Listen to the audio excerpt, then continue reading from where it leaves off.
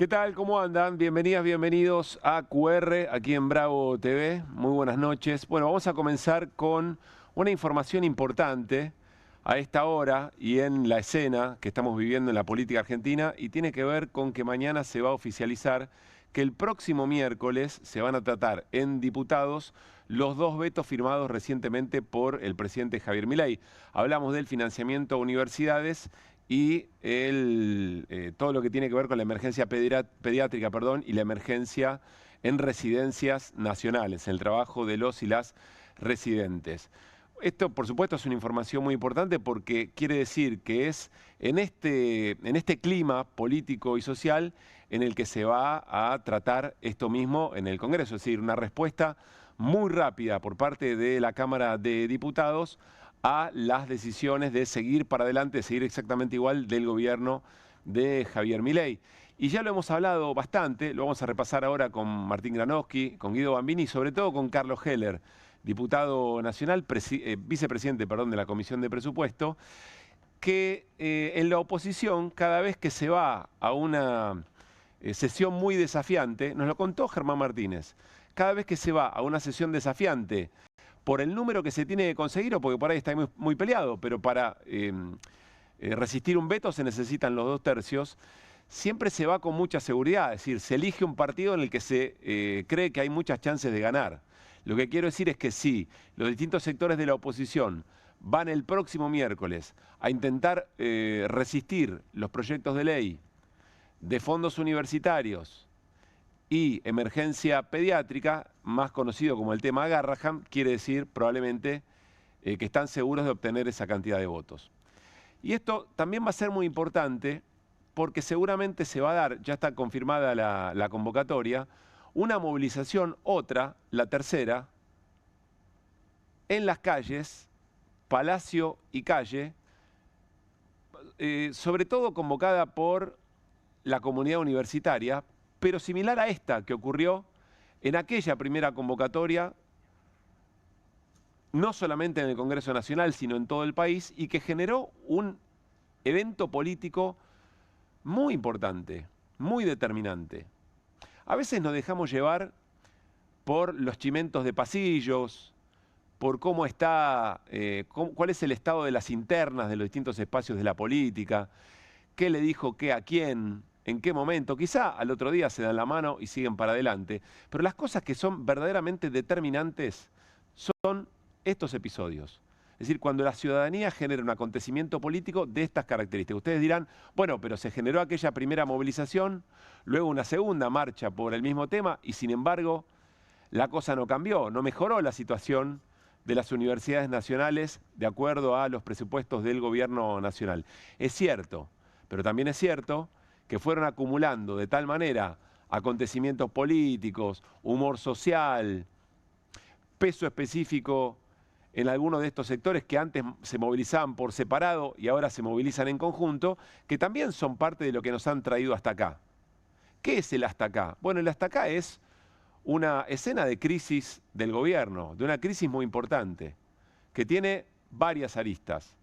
El gobierno está en una encerrona política porque, como hemos dicho muchas veces, detonó muchos puentes, con lo cual hubiera podido conseguir ciertas alianzas frente a momentos de estas características. La consecuencia de eso son las derrotas muy importantes, en general a 0, salvo un 6-1, pero en general a 0 en el Congreso.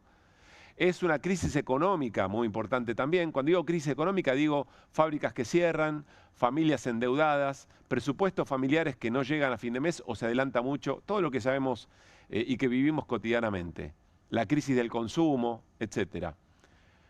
Familias, laburantes, comerciantes, pero también la crisis financiera. Hoy vamos a hablar con Guido Bambini de eso específicamente. Crisis financiera quiere decir que hasta en los términos en los que los jugadores y los agentes del mercado están mirando la escena, también tiene una crisis muy importante el gobierno. Tiene una tensión dentro de esa propia macro muy importante, casi les diría diaria. Estamos observando como hacía mucho no pasaba cuánto está el dólar, cuánto está el riesgo país. Aprendimos a leer las pizarras de las acciones y los bonos, que un día están en verde pero mayoritariamente están en rojo. Y empezamos a entender de qué iba lo del apretón monetario. Todo eso quiere decir que en el ámbito financiero, que es la especialidad de la casa en términos del gobierno, del jugador de la Champions League, que es Toto Caputo, el ministro de Economía, hay también mucha volatilidad, mucha inestabilidad. Todas esas crisis se conjugan con otras dos muy importantes. Una es la crisis de la opinión pública. Crisis de opinión pública perforada, no solamente por eso, pero sí de gran impacto por las acusaciones de corrupción. Y otra crisis es la crisis electoral. Después de que el gobierno eligió el territorio bonaerense para plebiscitarse y perdió por mucho. Perdió por un escenario que nadie veía. Entonces, frente a toda esa crisis, esta escena, volvamos a compartirla, Juli, si podemos, esto que se va a dar el próximo miércoles, otra vez, frente al gobierno de Javier Milei, la pregunta es, ¿qué impacto tendrá otra vez tanta gente movilizada en todo el país frente a esta escena crítica del gobierno? Porque la calle nunca es inerte. El gobierno nos quiso hacer creer durante mucho tiempo que lo único importante en este momento del mundo eran las calles digitales. Y subestimó, y reprimió, y maltrató, y ofendió a los distintos sectores atacados por sus políticas que dejaban la comodidad de sus casas, el quehacer cotidiano de sus trabajos para ir a movilizarse, en un momento de mucha desmovilización. Todo un mérito de las políticas y del proyecto de país de Javier Milei. Y entonces eso se va a traducir en una pregunta que es la pregunta de este tiempo. Seguimos trabajando sobre los diagnósticos, estamos de diagnósticos hasta la manija y del sobreanálisis electoral hasta la manija, es bastante sencilla la cosa. En este punto, recuperamos el sentido común en el análisis, decía Federico González el viernes antes de la elección, cuando él decía, más allá de los números, que el gobierno iba a recibir un revés muy fuerte en la provincia de Buenos Aires. Y la pregunta es, si esa crisis política del gobierno se va a convertir, no solo si se va a convertir, cuándo se va a convertir en una crisis institucional. Esa es la pregunta que se están haciendo en diversas mesas de arena en este momento en la Argentina. En las mesas del poder económico, del poder real, en las mesas de distintos sectores de la política que siempre se frotan las manos y empiezan a correr al costado de la línea de cal, sintiendo que les toca a ellos por distintos motivos. Sí, la crisis política del gobierno, que es muy profunda, y un gobierno que no tiene otra respuesta, no tiene un cambio de marcha, no tiene un cambio de plan, como decíamos ayer, sí y cuando esa crisis se va a convertir en una crisis de gobernabilidad, es decir, en una crisis institucional, sobre todo por las propias características del presidente. ¿Cuántas veces nos preguntamos si el presidente, tal como es, está preparado para asumir su propia derrota o una derrota? Si está preparado para asumir que su plan fracasó. Si está preparado para asumir que sus verdades dogmáticas no eran tales y que quizá tiene que pegar un cambio de timón. El gobierno hasta acá presentó, es increíble, ¿no?, 3 mesas. Una mesa de política nacional, una mesa federal y una mesa, o renovó, o pretendió renovar, la mesa electoral, la mesa de construcción político-electoral, la mesa del partido, la mesa política de la Libertad Avanza. 3 mesas. Y en una de esas 3 mesas, en la mesa federal, en la mesa con gobernadores, 3 gobernadores. Mañana hay una reunión muy importante, esta es la mesa. Yo creo que habría que haber inventado alguno, ¿no? O que se baje alguno. Si no había para poner 4, pongan 2. Y dentro de un rato juntarse con otro. Y encima 3 y 3, en fin. Pero más allá de todo eso, mañana hay una reunión importante de gobernadores de Provincias Unidas en Córdoba. ¿Saben en dónde? En Río Cuarto, en la sede de la Sociedad Rural. Todo un mensaje también. Bueno, vamos a ver cómo el gobierno reconstruye toda esta escena, pero yo insisto, más allá de los dimes y diretes, nos encantan los chimentos de la política, si se trompearon o no se trompearon Lule Menem y Santiago Caputo, y Sebastián Pareja, si Lule Menem está al borde de cruzarse los pasillos de la Casa Rosada. Una vez mostramos un croquis que nos hizo Fabián Waldman, un croquis mucho mejor que el que le llevó Milei a los canales de televisión para explicar las bandas cambiarias. Ojalá que el Fondo Monetario no esté viendo eso, por lo menos los inversores. El Fondo Monetario está ciego, sordo y mudo apoyando al gobierno al plan económico de Milei. Bueno, todas esas cosas que pueden parecer muy interesantes en los tiempos de la política como entretenimiento, lo determinante tiene que ver con la respuesta política otra vez que el Congreso le puede dar a los vetos de Milei, la calle en esas movilizaciones, es decir, la resistencia de los ajustados y la reacción de un presidente que, insisto, nos preguntamos si está preparado para tomar otro curso de acción, para su propio fracaso, aunque sea momentáneo. Y frente a eso, insisto, es muy importante, a esta hora es muy importante, si la crisis política del gobierno deviene crisis institucional. ¿Sí y cuándo? En un rato hablamos con Carlos Heller sobre todo esto. Ya vamos a hablar con referentes de la comunidad del Garrahan y referentes de la comunidad universitaria, después de los vetos. Quiero decirles otra cosa. Hace minutos y en menos de 24 horas, 3 vetos del presidente porque se acaba de conocer el veto a los famosos ATN, una manera distinta de distribuir fondos del Estado para las provincias, en la previa de la reunión con los gobernadores. Enseguida vamos a hablar sobre el tema de Guido Bambini, que es la martingala del ministro Caputo. Me tuvo que explicar qué era la martingala, Guido, pero lo entendimos. La martingala del ministro Caputo, y tiene que ver con el endeudamiento serial. Y con Martín Granowski también vamos a hablar, muy importante, sobre la decisión de la Corte Suprema o el tribunal más importante que tiene Brasil, porque consiguió votos en mayoría para condenar a 27 años de cárcel, ni más ni menos que a Jair Bolsonaro, en un Brasil muy dividido. Recuerden que Bolsonaro pierde la elección con Lula, pero sumando muchos votos, casi el apoyo de la mitad del pueblo brasileño. Y había gente que estaba haciendo campaña hasta hace un rato por la amnistía, haciendo campaña electoral prometiendo la amnistía de Bolsonaro. Toda una escena muy delicada en la región, lo vamos a hablar con Martín Granowski también. Arrancamos QR y lo hacemos como siempre con las voces del día.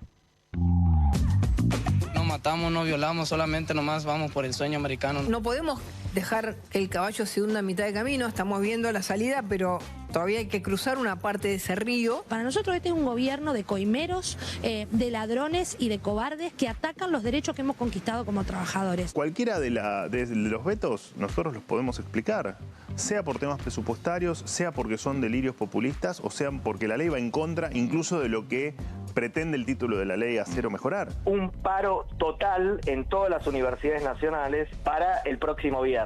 El Hospital Garrahan y la universidad van a salir juntos a la Plaza del Congreso cuando se vote la ley. Convocamos a toda la comunidad a un ruidazo nacional a las 20 horas. Presentar un proyecto de ley, dado que no le entregaban lo que le corresponden a las provincias, ese proyecto se trató, se aprobó y ahora lo van a vetar. ¿Para qué queremos Estado? Es la pregunta que, Tommy, te invito a que nos hagamos siempre. Para que nos haga felices, estemos dispuestos a perder libertades, perder derechos y que nos metan la mano en los bolsillos. Y lo estamos sufriendo, el problema que anticipé. Como dije también que si no había dólares no se podía dolarizar, creo que las dos cosas tuve razón. ¿Pero en qué estaba pensando cuando le votó todo?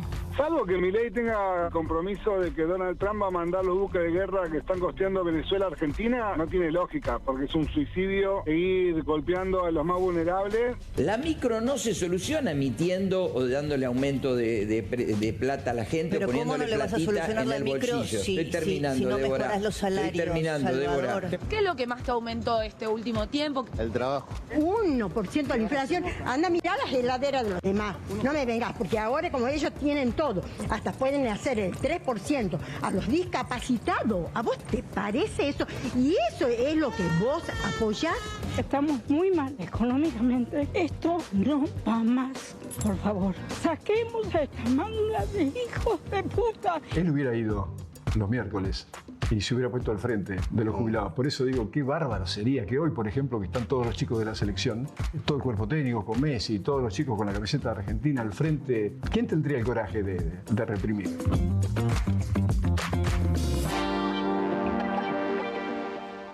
Bueno, por si queda alguna duda, el profe Signorini se refería a Diego Armando Maradona. Él hubiera estado cada miércoles con jubilados y jubiladas. Muy buenas noches, Martín Granowski, ¿cómo estamos? Buenas noches, Pablo Caruso, ¿cómo está usted? Hola, Guido. Buenas noches, Guido ¿cómo Bambini. estamos? Bueno, y rápidamente vamos a conversar con protagonistas de los sectores afectados por el ajuste muy profundo del gobierno de Milei y además, nuevamente ofendidos por el veto sobre la emergencia pediátrica y en residencias nacionales y a los fondos universitarios. Está Carlos De Feo con nosotros. Carlos es secretario general de la CONADU, Gremio de Docentes Universitarios, y está Mauro García con nosotros también, jefe de Unidad de Cuidados Intensivos del Garrahan. ¿Cómo están? Muy buenas noches. Hola, buenas noches. Buenas noches. Gracias por estar acá. A vos. Bueno, les reitero la información que compartimos hace un rato. Mañana se va a oficializar que el próximo miércoles se va a tratar en la Cámara de Diputados los vetos que corresponden efectivamente a sus áreas de vida, digamos, ¿no? ¿No les sorprendió el veto del gobierno? Te lo pregunto primero a vos, Mauro. La verdad que, bueno, primero se dio el veto en la universidad, sí. ¿No? Y ahí un grupo, viste, entre los chats uno va hablando y dice, bueno, parece que zafamos. La verdad que pensábamos, era como un mitad y mitad, pero bueno, finalmente vino después, entre gallos y medianoche, como dije yo, todo el día. Y bueno, nada, ya sabíamos que por ahí vamos a tener que volver a trabajar para esto, para la próxima reunión en la Cámara de Diputados, para ver que se caiga el veto. Mañana van al paro, ¿no? Mañana hay un paro en el hospital, desde las 7 de la mañana. Como siempre digo, estamos chipeados para tratar a nuestros pacientes y la idea es que tengan la menor afección posible. Todas las urgencias, los pacientes internados, todo eso se va a seguir atendiendo. Pero bueno, probablemente se resientan algunos de los consultorios, algunas de las cirugías. Carlos, no sé, me llamó la atención, pensé que Mauro iba a decir que en el momento en que se conocía el veto a universitarios, dije, listo, caemos en la volteada, porque las causas son las mismas, es decir, tienen un común denominador que son estas políticas, ¿no? Yo te decía más temprano, ¿no? Yo descontaba el veto, no creía de ninguna manera que no lo iba a hacer.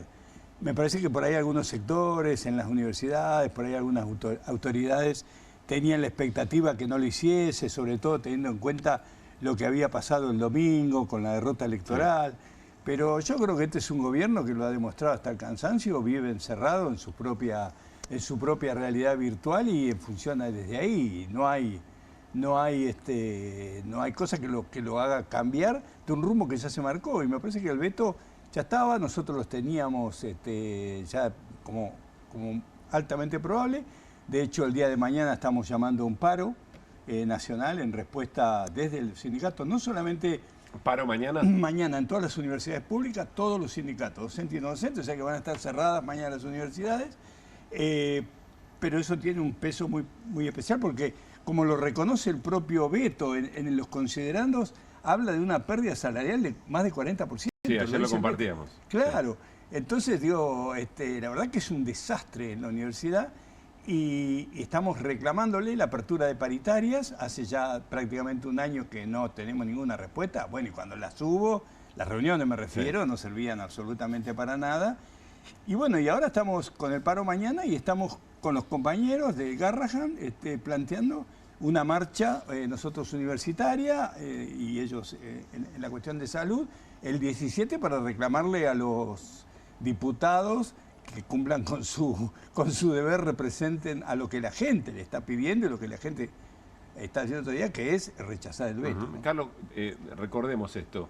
La pérdida de poder adquisitivo de docentes universitarios, además del tema presupuestario de la universidad en general. Que es más o menos los mismos números, porque 40% es la pérdida salarial en este tiempo. La diferencia entre la inflación y los aumentos que el gobierno dice que dio, y lo reconoce, porque lo dijo la SPU hace un tiempito atrás, la Subsecretaría de Política Universitaria, dieron un aumento que está creo que en 110%, cuando la inflación es el doble. En este tiempo. Y Mauro, ¿cómo explicamos? Ya lo hemos explicado muchas veces, pero no importa, recuperemos la esencia de los reclamos, ¿no? ¿Cómo se observa, cómo comunican ustedes el deterioro que implica la falta de presupuesto en el Garrahan por estas horas, bueno, o en este tiempo? Una de las cosas principales que sucede es el desarmado de nuestros equipos especializados en el hospital. El Hospital Garrahan es un lugar de referencia donde pacientes con dificultad para tratar en otros lugares, por la complejidad que tiene, por eso es de alta complejidad, necesita de equipos armados, no de personas aisladas.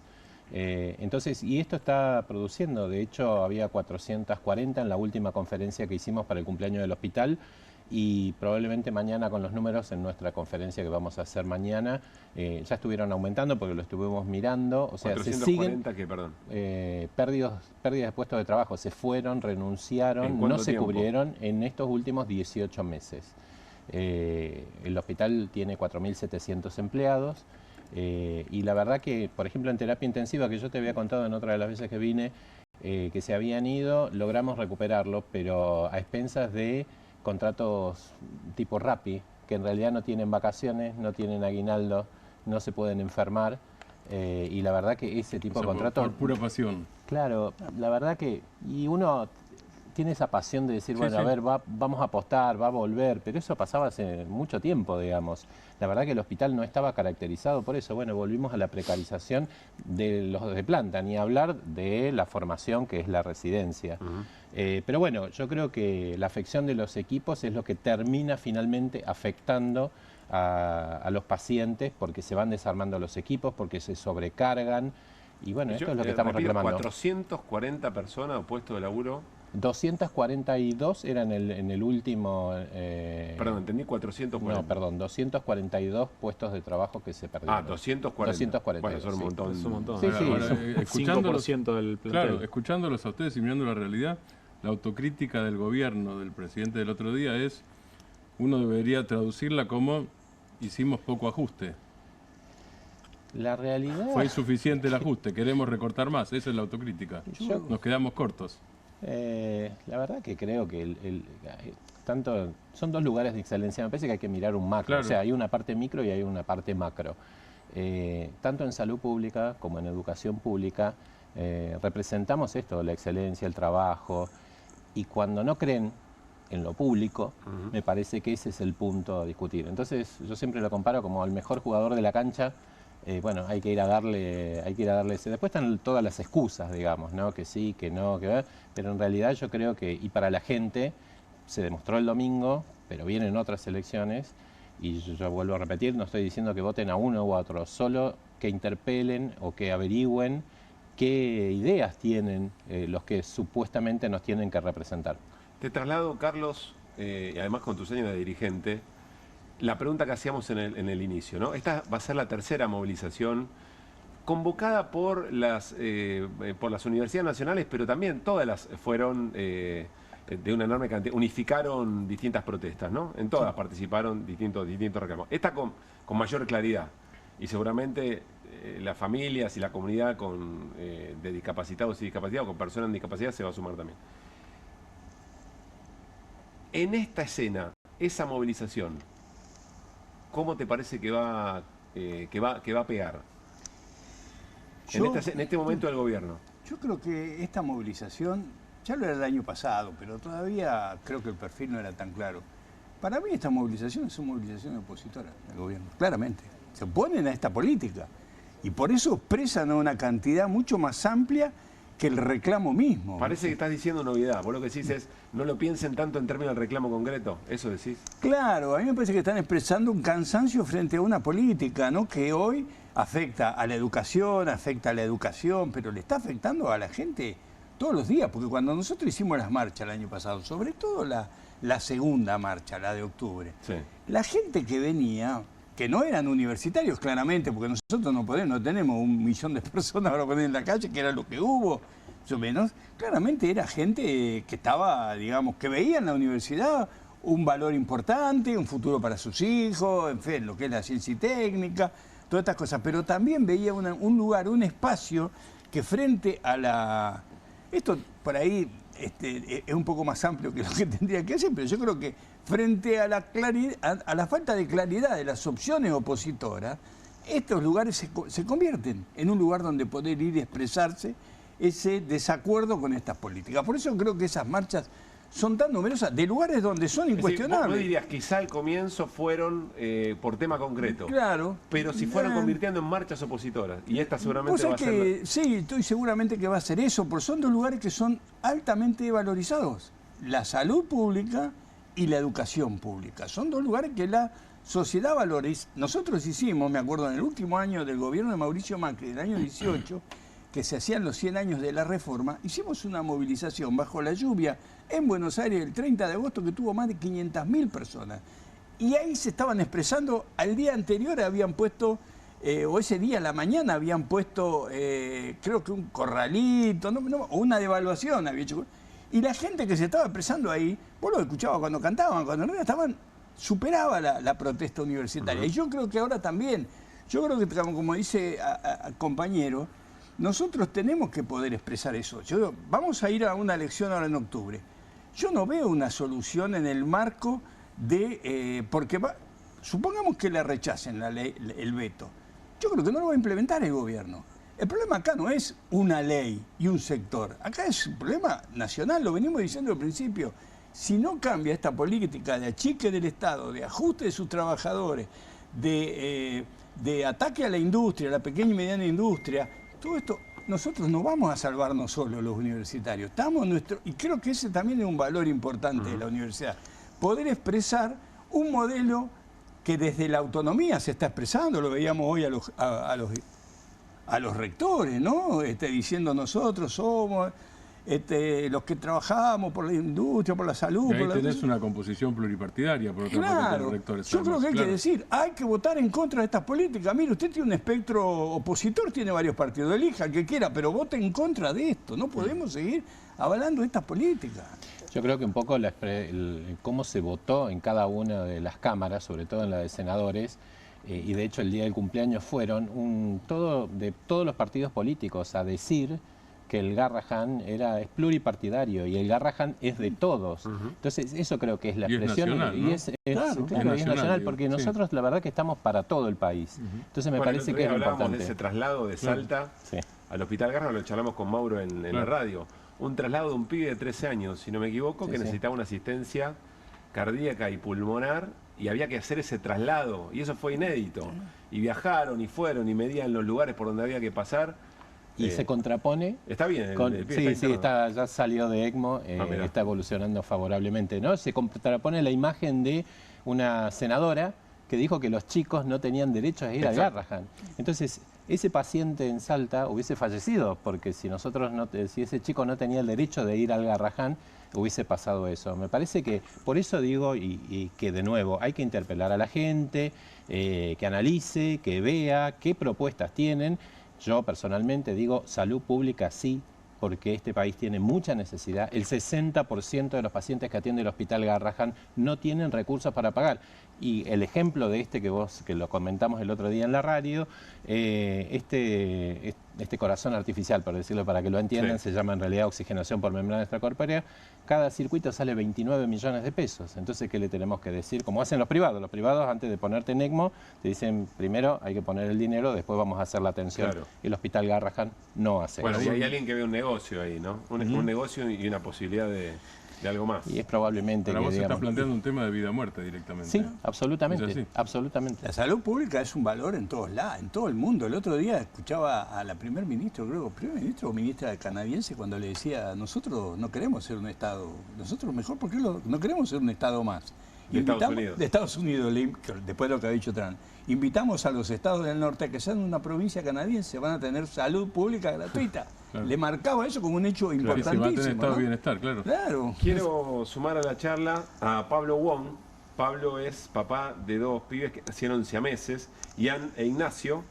Están a punto de cumplir 20 años, hace 2 décadas. En el Garrahan fueron sometidos a una cirugía histórica en su momento que les salvó la vida.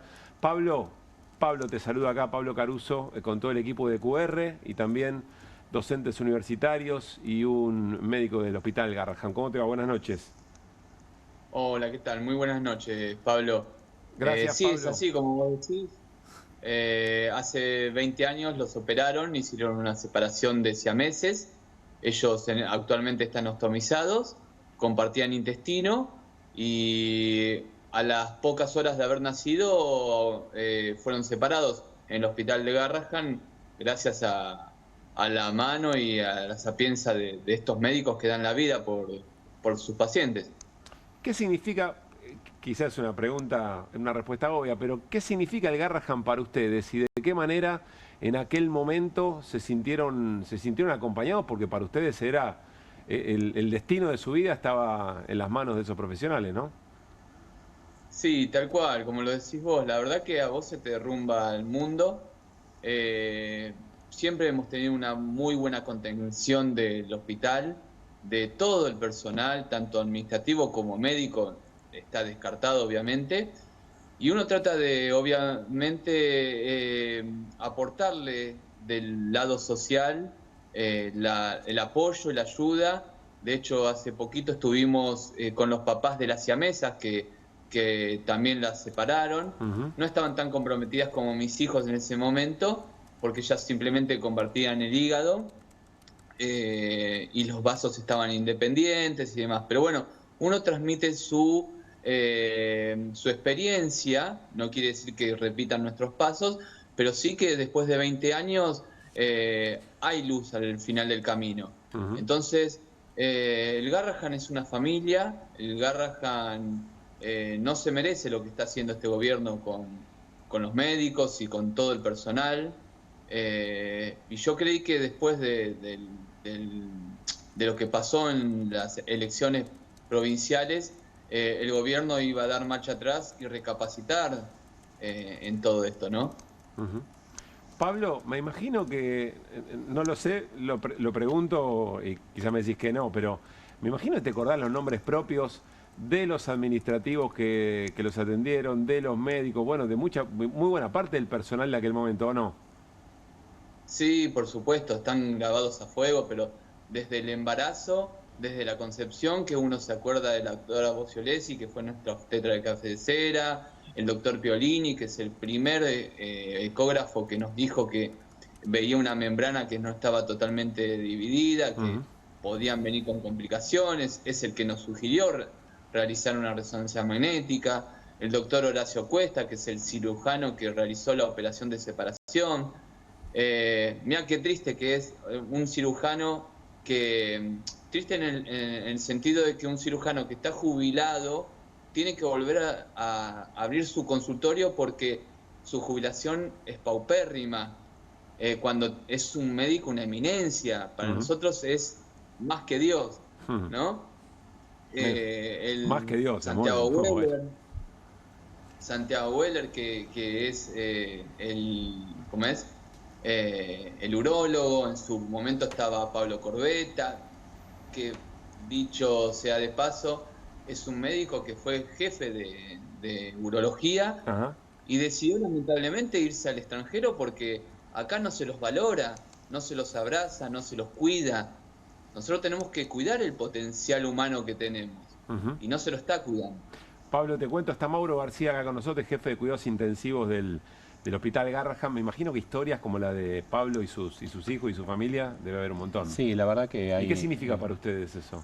Y cuando, de hecho, hay un grupo de papás, por ahí Pablo seguro que pertenece, soy garrahan.ok, pueden seguirlos en Instagram, y es este agradecimiento que viene. A veces me pasan en los pasillos, veo que uno va rápido y me dicen, Mauro, doctor Mauro, y vos decís, y se acuerdan, es más, se acuerdan muchas más veces ellos de nuestras caras que nosotros en la vorágine, pero es eso, el agradecimiento, porque yo siempre digo, ¿no?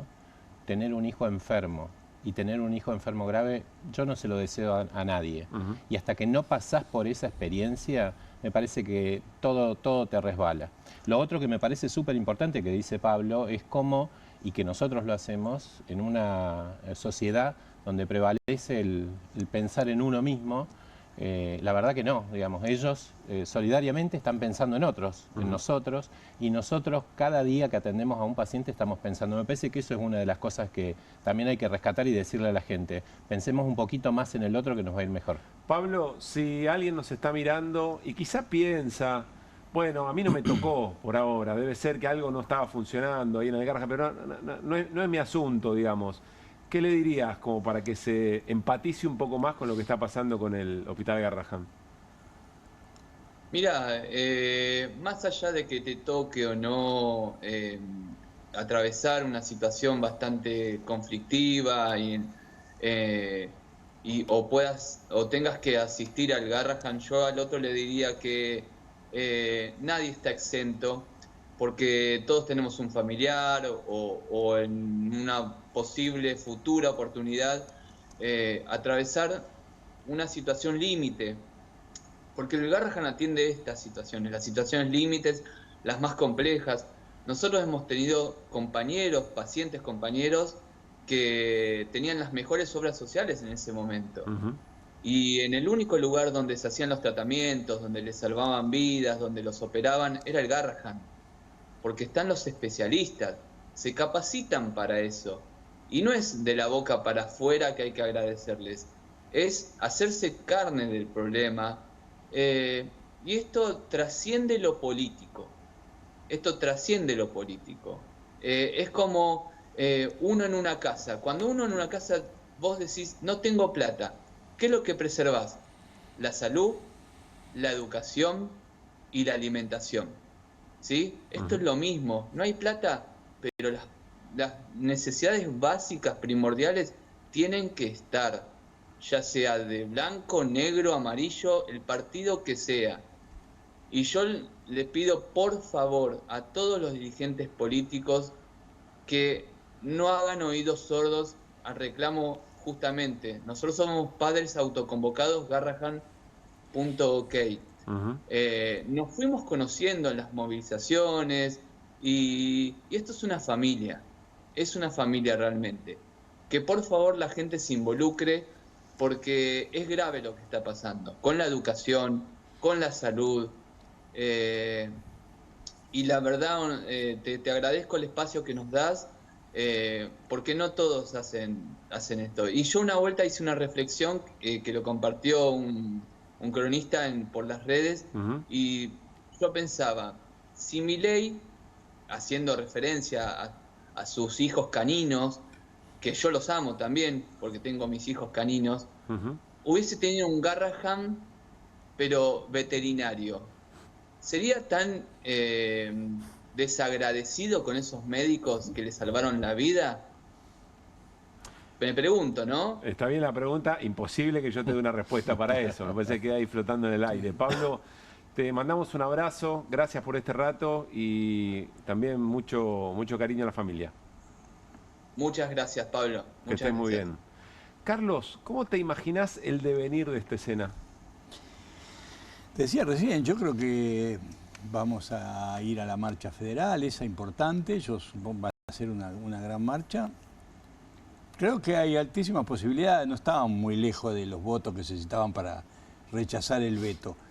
Lo que creo... Entonces, hagamos esto, damos por sentado que va a ser una movilización multitudinaria. Sí, seguramente. Hay que pelearla. Ahora Carlos Heller nos está mirando afuera y dice, demos por sentado que están los votos para rechazar el veto. ¿Y entonces qué? ¿Y después qué? Después no va a haber una aplicación de la ley. Yo creo que este es el tema. Yo te decía hoy, a mí me parece que es un gobierno que, viste, hoy discutían, ¿no? Es decir, ¿quién era? ¿Por qué? El tipo hace una mesa y vuelve a poner todo. Porque la autocrítica que él hace, no decían la autocrítica, la única autocrítica que él hizo, que yo entiendo y que cualquiera puede entender, es que hicieron mal la tarea para ganar las elecciones. No hay un error de que la gente no votó en contra porque le estamos destruyendo la vida. La autocrítica es perdimos. Claro, perdimos. Entonces hay una maquinaria del Partido Justicialista de la provincia de Buenos Aires. Claro, esa maquinaria del PJ que todos sabemos que es enorme. En la provincia de Buenos Aires, y bueno, no estuvimos a la altura. Esa es la otra parte, nos ganaron. Claro. La primera autocrítica es perdimos, la segunda es nos ganaron. Entonces, mire, le buscan a ver quién es el culpable, el responsable, y te queda claro, porque cuando lo vuelve a poner a los Menem, a la hermana, a Franco, a Caputo, es claro que él no tiene una idea de que tiene que cambiar alguna cosa. Yo te decía hoy que para mí el fusible aquí es el gobierno entero, porque esta es una política que está diseñada y manejada por encima. ¿Qué querés decir con que el fusible es el gobierno entero? El fusible es Milei. No hay otro fusible. Acá... Es decir, ¿no hay algún nombre propio que modificándolo cambie la escena? No, yo creo que este es todo. Y te lo mostró el otro día. Porque... El fusible sos vos. Bueno, nos gusta mucho. Claro, sí. Anotá, Mache. Porque si no hubiera cambiado... ¿Por qué no cambió un ministro? Pues yo digo, uno piensa y se acuerda de otros gobiernos, hasta las dictaduras militares que estaban sentados arriba de las armas, cuando se armaba una cosa, te cambiaban a algún ministro. Tenemos un montón de ejemplos de eso. Este tipo, ¿cuál es su poder? Y no cambia absolutamente nada. Entonces yo creo que aquí no va a haber una... Es decir, seguramente que por yo le doy más posibilidades de que rechacen el veto de Garrahan. Ahora, la plata no va a estar tampoco. ni tampoco va a estar la plata para las universidades. Y las universidades están en ¿Y una entonces situación... qué? ¿Soltamos No, hay discusión, no hay pelea? No, por eso justamente te decía que yo creo que el trabajo nuestro tiene que ser en octubre. La disputa política hoy en la Argentina está en el Congreso, claramente. Es el Congreso el que tiene que revertir estas políticas. Lo hizo con la discapacidad, lo va a discutir ahora, bueno, aprobó estas leyes, ahora tiene que rechazar los vetos.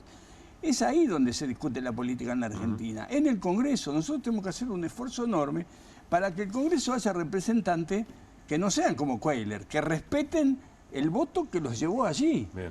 Entonces me parece que ahí está la disputa, es una disputa, por eso digo que nos excede, no es sectorial, no hay una salida sectorial. Así como el gobierno no cambia, nosotros tampoco vamos a tener una salida. Porque uno puede pensar, y sí, por ahí hubiera... Mirá, en la universidad, ¿sabes lo que estaban diciendo algunos? Que iba a vetar la mitad. Por ejemplo, la cuestión salarial. Y lo otro no. Sí, era ridículo, ¿no? Mauro, lo que quieras para cerrar. No, bueno, volver y un poco coincidir con él, digamos, de que quienes tienen que decidir esto son las personas, son los ciudadanos.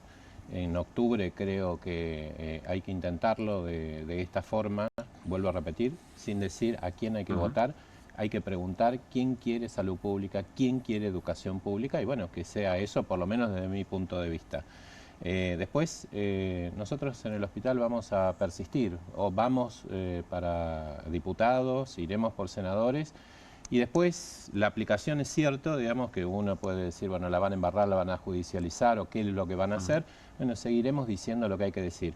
Obviamente que la situación se pone difícil, digamos, porque van pasando los meses y esto no mejora, pero bueno, seguiremos persistiendo en el Hospital Garrahan. Gracias por haber venido otra vez, Mauro. La otra vez dijimos lo mismo, ¿no? Ojalá que nos crucemos en otras circunstancias. Carlos, lo mismo. Muchas gracias. Muchas gracias. Un gusto. Bueno, habló el vocero presidencial, Manuel Adorni. Estaba callado. Perdido. Y dijo, dale, escuchamos. Nosotros no cambiamos el norte por una elección. No lo vamos a hacer nunca. Podemos reconocer cada uno de los errores que cometimos y corregir. Pero el rumbo ya lo dijo el domingo el presidente, el rumbo no se modifica. Ahora, cualquiera de los vetos nosotros los podemos explicar. Sea por temas presupuestarios, sea porque son delirios populistas, o sea porque la ley va en contra incluso de lo que pretende el título de la ley hacer o mejorar. Entonces, nosotros no vamos a entrar en el juego populista. No vamos a dejar que el Congreso haga desastres en pos de tener un voto más en la elección o de... Te rechazan los vetos, no tenés mucha alternativa, queda convertido en ley. Si te rechazan los vetos, queda convertido en ley, sí, por supuesto. Caso de discapacidad. Bueno, está bien, pero el caso de discapacidad incrementa el gasto del Estado en 5.000 millones de dólares. Bueno, vamos a ver de dónde lo sacamos. O sea, no que lo estamos estudiando, van a judicializar, lo estamos analizando. Nosotros no nos vamos a correr del equilibrio fiscal, porque de hecho una ley que no estima el recurso, o en tal caso no explica de dónde sale la partida o el recurso, de 5.000 millones de dólares anuales, es inviable. El vocero presidencial Manuel Adorni. ¿Qué leíste ahí, Martín? Me quedo con la última palabra, que es una confesión, es inviable. Me parece que el gobierno se está convirtiendo en inviable poco a poco. Recién decía Carlos de Feo que el fusible es el propio Milei. Eso por un lado. Y después me hace acordar, no comparo el origen, obviamente, porque aquello fue una dictadura. Fuerte lo que dijo sí, claro. De Feo, ¿eh? Sí, totalmente. No hay muy fusible fuerte. Posible. Muy fuerte, por eso lo estoy repitiendo. Fusible es el modelo, si vos crees. Exactamente, sí, y el presidente. Sí, bueno, directamente. Y su representación, su encarnación. Tal cual, sí. Diferencio haber llegado por las armas o haber llegado por los votos. Diferencio eso. Ahora, las declaraciones de Adorni me hacen acordar mucho a cuando yo cubría el juicio de las juntas hace 40 años. Y la declaración de algunos generales era, Videla, por ejemplo, yo me hago responsable de todo, pero no soy culpable de nada. Es muy parecido a eso. O sea, ¿qué dijo Adorni? Tenemos responsabilidad. Seguramente cometimos errores. ¿Cuáles? Ninguno. La irresponsabilidad en todo caso es de la oposición, o si no la barbaridad de Miguel Boyano, que es, creyeron, que además mintió porque 9 de cada 10 bonaerenses tienen inodoro, pero es eso, les gusta cagar en un tacho. Digo que esa es la otra parte. Y estamos hablando de un asesor de presidente. Te iba a decir eso no porque de un barra brava, en un momento, tal vez sí. a la expectativa de la palabra de Milei del domingo, se pensó mucho en Mauricio Macri y después las pasó. Los contextos son distintos, la instancia electoral es distinta, pero se pensaba, bueno, ahí viene Milei a enojarse con la gente. Milei no lo hizo, Milei dijo autocrítica, pero vamos a ir. Ahora, todo lo que lo rodeó a Milei, efectivamente le echó la culpa a la gente. Exacto. Porque no entendió, no nos entendieron. Son malos. Bueno, Milei había dicho en el discurso de Moreno, no habló, ya ni siquiera habló de cucas o kirchneristas, habló de los malos que van a votar mal.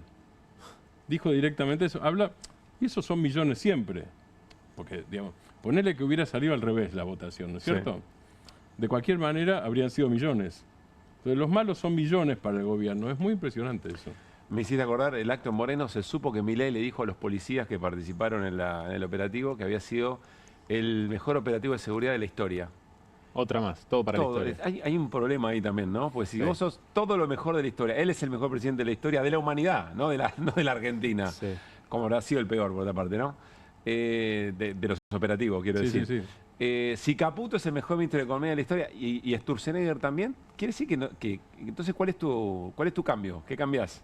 Si vos sos lo mejor que le pasó a la Argentina en toda su historia. Y tenés otro problema. Cuando caes, te caes de más arriba, que en la vida y en la política suele ser un problema grave. Carlos Heller, muy buenas noches. Buenas noches, ¿qué tal? ¿Cómo estás? Gracias por estar. Bien.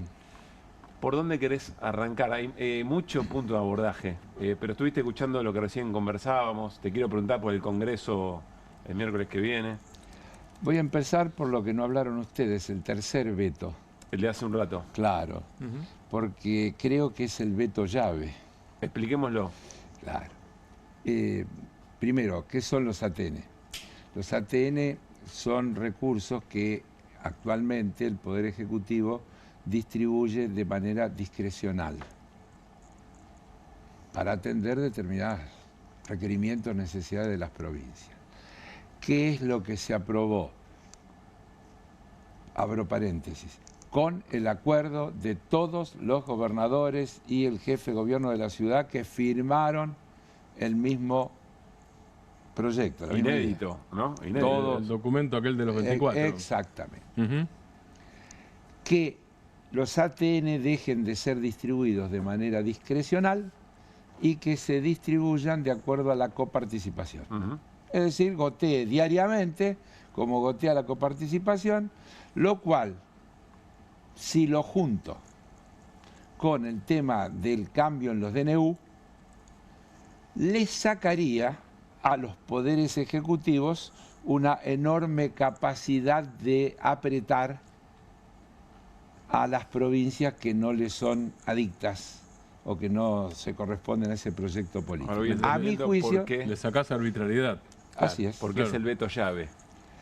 El veto llave es porque creo yo hoy que esa reunión que hace el flamante ministro del Interior, el jefe de gabinete y el ministro de Economía, con los 3 gobernadores con los que se juntó, el del Chaco, el de Entre Ríos y el de Mendoza, es en la búsqueda de conseguir el número para que el veto no prospere. Y si para que el veto prospere. Para que el veto quede firme, mejor dicho. Correcto. Para que no prospere el rechazo al veto. ¿Qué le está diciendo, muchachos? Si yo pierdo la discrecionalidad y se aplica automáticamente, el que más beneficio va a tener es la provincia de Buenos Aires.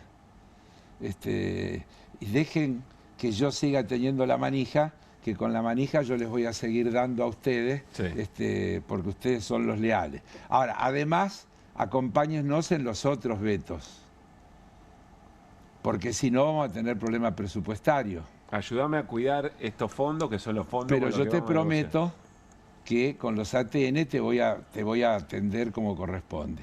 Por eso la reunión de hoy con esos 3 gobernadores, rápido, porque es lo que están tratando, claro, de abrochar para ver si lo pueden conseguir. Seguramente irán por Misiones. Digo, los que han votado cuando uno busca... Misiones se viene separando estos días, justamente, sí, tal cual. Garanticemos esto y después vamos a ir a buscar a los que alguna vez fueron aliados, que ahora pueden estar, que nos dicen que somos paloma de iglesia, pero los vamos a ir... Claro, y vamos a prometerle que esta vez les vamos a cumplir mejor. Ahora, Carlos, encima... No había escuchado hasta acá la teoría mía. La teoría. Teoría mía. Encima de todo, digo, si yo fuera gobernador no despreciaría ningún mango, por supuesto, pero estamos hablando del 1%, ¿no es cierto? En total. Sí. O sea, están jugando con migajas. Sí, claro. Desde luego que eso no resuelve los problemas de la obra pública, los problemas de los sistemas de salud, los problemas de los sistemas educativos, todo lo que... O sea, no aflojan ni en las migajas, eso no resuelve los problemas de infraestructura que hay en las provincias, exactamente. Ni ruta, ni nada. Claro, pero siempre alivia, siempre alivia. Para mí esa es la jugada del gobierno, porque vos fíjate que la reunión de hoy es con 3 incondicionales. Claro, los 3 aliados que tiene el... Incondicionales. Y luego, si aseguran esos 3, intentarán con algunos otros que hoy se le presentan más difíciles porque son los que están en la movida de la tercera opción. Y que quieren llegar a octubre mostrándose como una alternativa entre el gobierno y el espacio del que yo formo parte, digamos. Que mañana tiene una reunión en Río Cuarto, por otra parte de esos gobernadores. Claro, exactamente. Que tienen un problema, perdón, solo una acotación, pero que va Uno solo no, tienen un montón. Pero... tienen un montón. Pero que esos gobernadores en sus provincias van por afuera, no tienen una alianza con Milei, van a presentar su propio candidato. Por eso te estoy diciendo. Eso ya está decidido porque las listas se cerraron antes. Claro. Y eso no lo pueden alterar.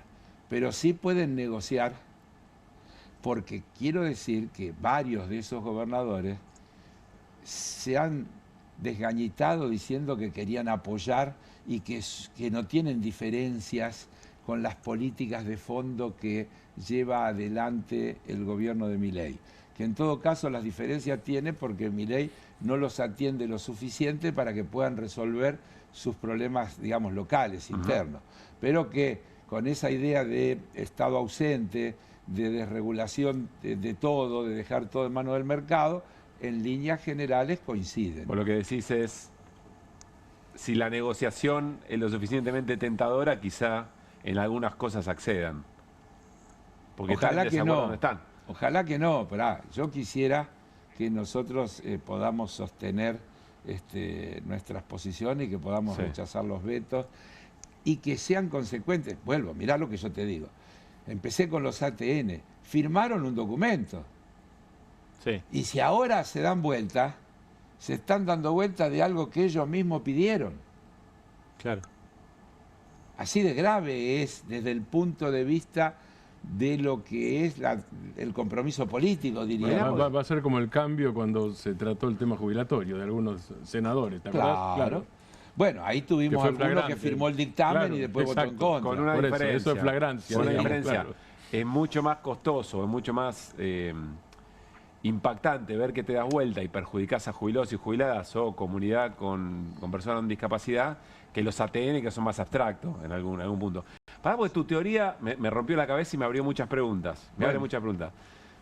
Si en algún otro momento estas negociaciones, que no van a ser la primera ni la última vez, se daban, fueron por cosas muy concretas, muy puntuales, pero ahora parece que dentro de toda esa negociación está la gobernabilidad del gobierno. El gobierno está en una suerte de crisis donde pone en juego su gobernabilidad. Antes eran cosas sectoriales, algunas cuentas, números. Pero voy a decir lo que te dije al aire en la radio el lunes. Sí.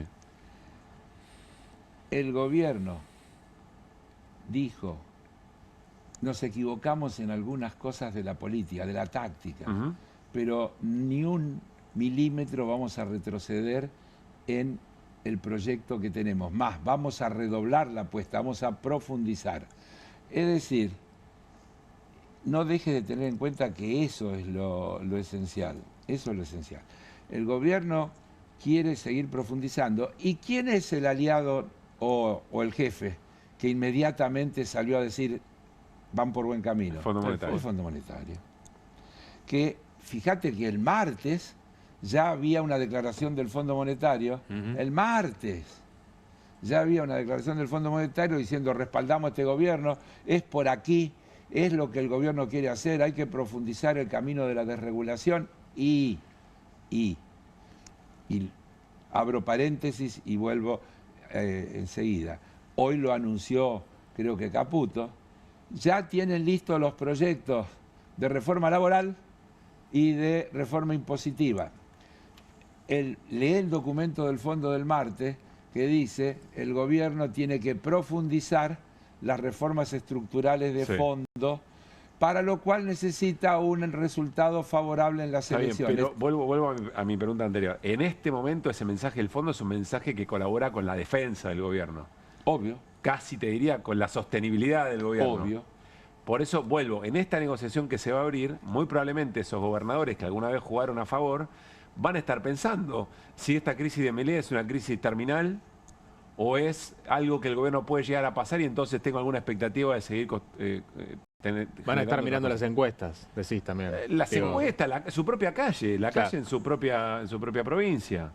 Van a tratar de olfatear. Van a seguir especulando. Me cuesta pensar como piensan ellos porque pienso distinto. Entonces, en serio, no tengo esa lógica y se me hace pero vuelvo a la pregunta, pero vos no coincidís como dirigente político, que esta negociación que encara el gobierno es una negociación por la gobernabilidad, no solamente por algunas cuentas o algunos temas. Está haciendo una pregunta al gobernador Heller. Sí. En este momento. Claro. El tema es que... ¿Coincidís con eso o no?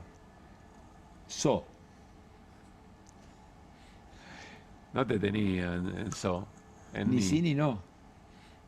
A ver, tenés que argumentar bien. Pero, y casi siempre.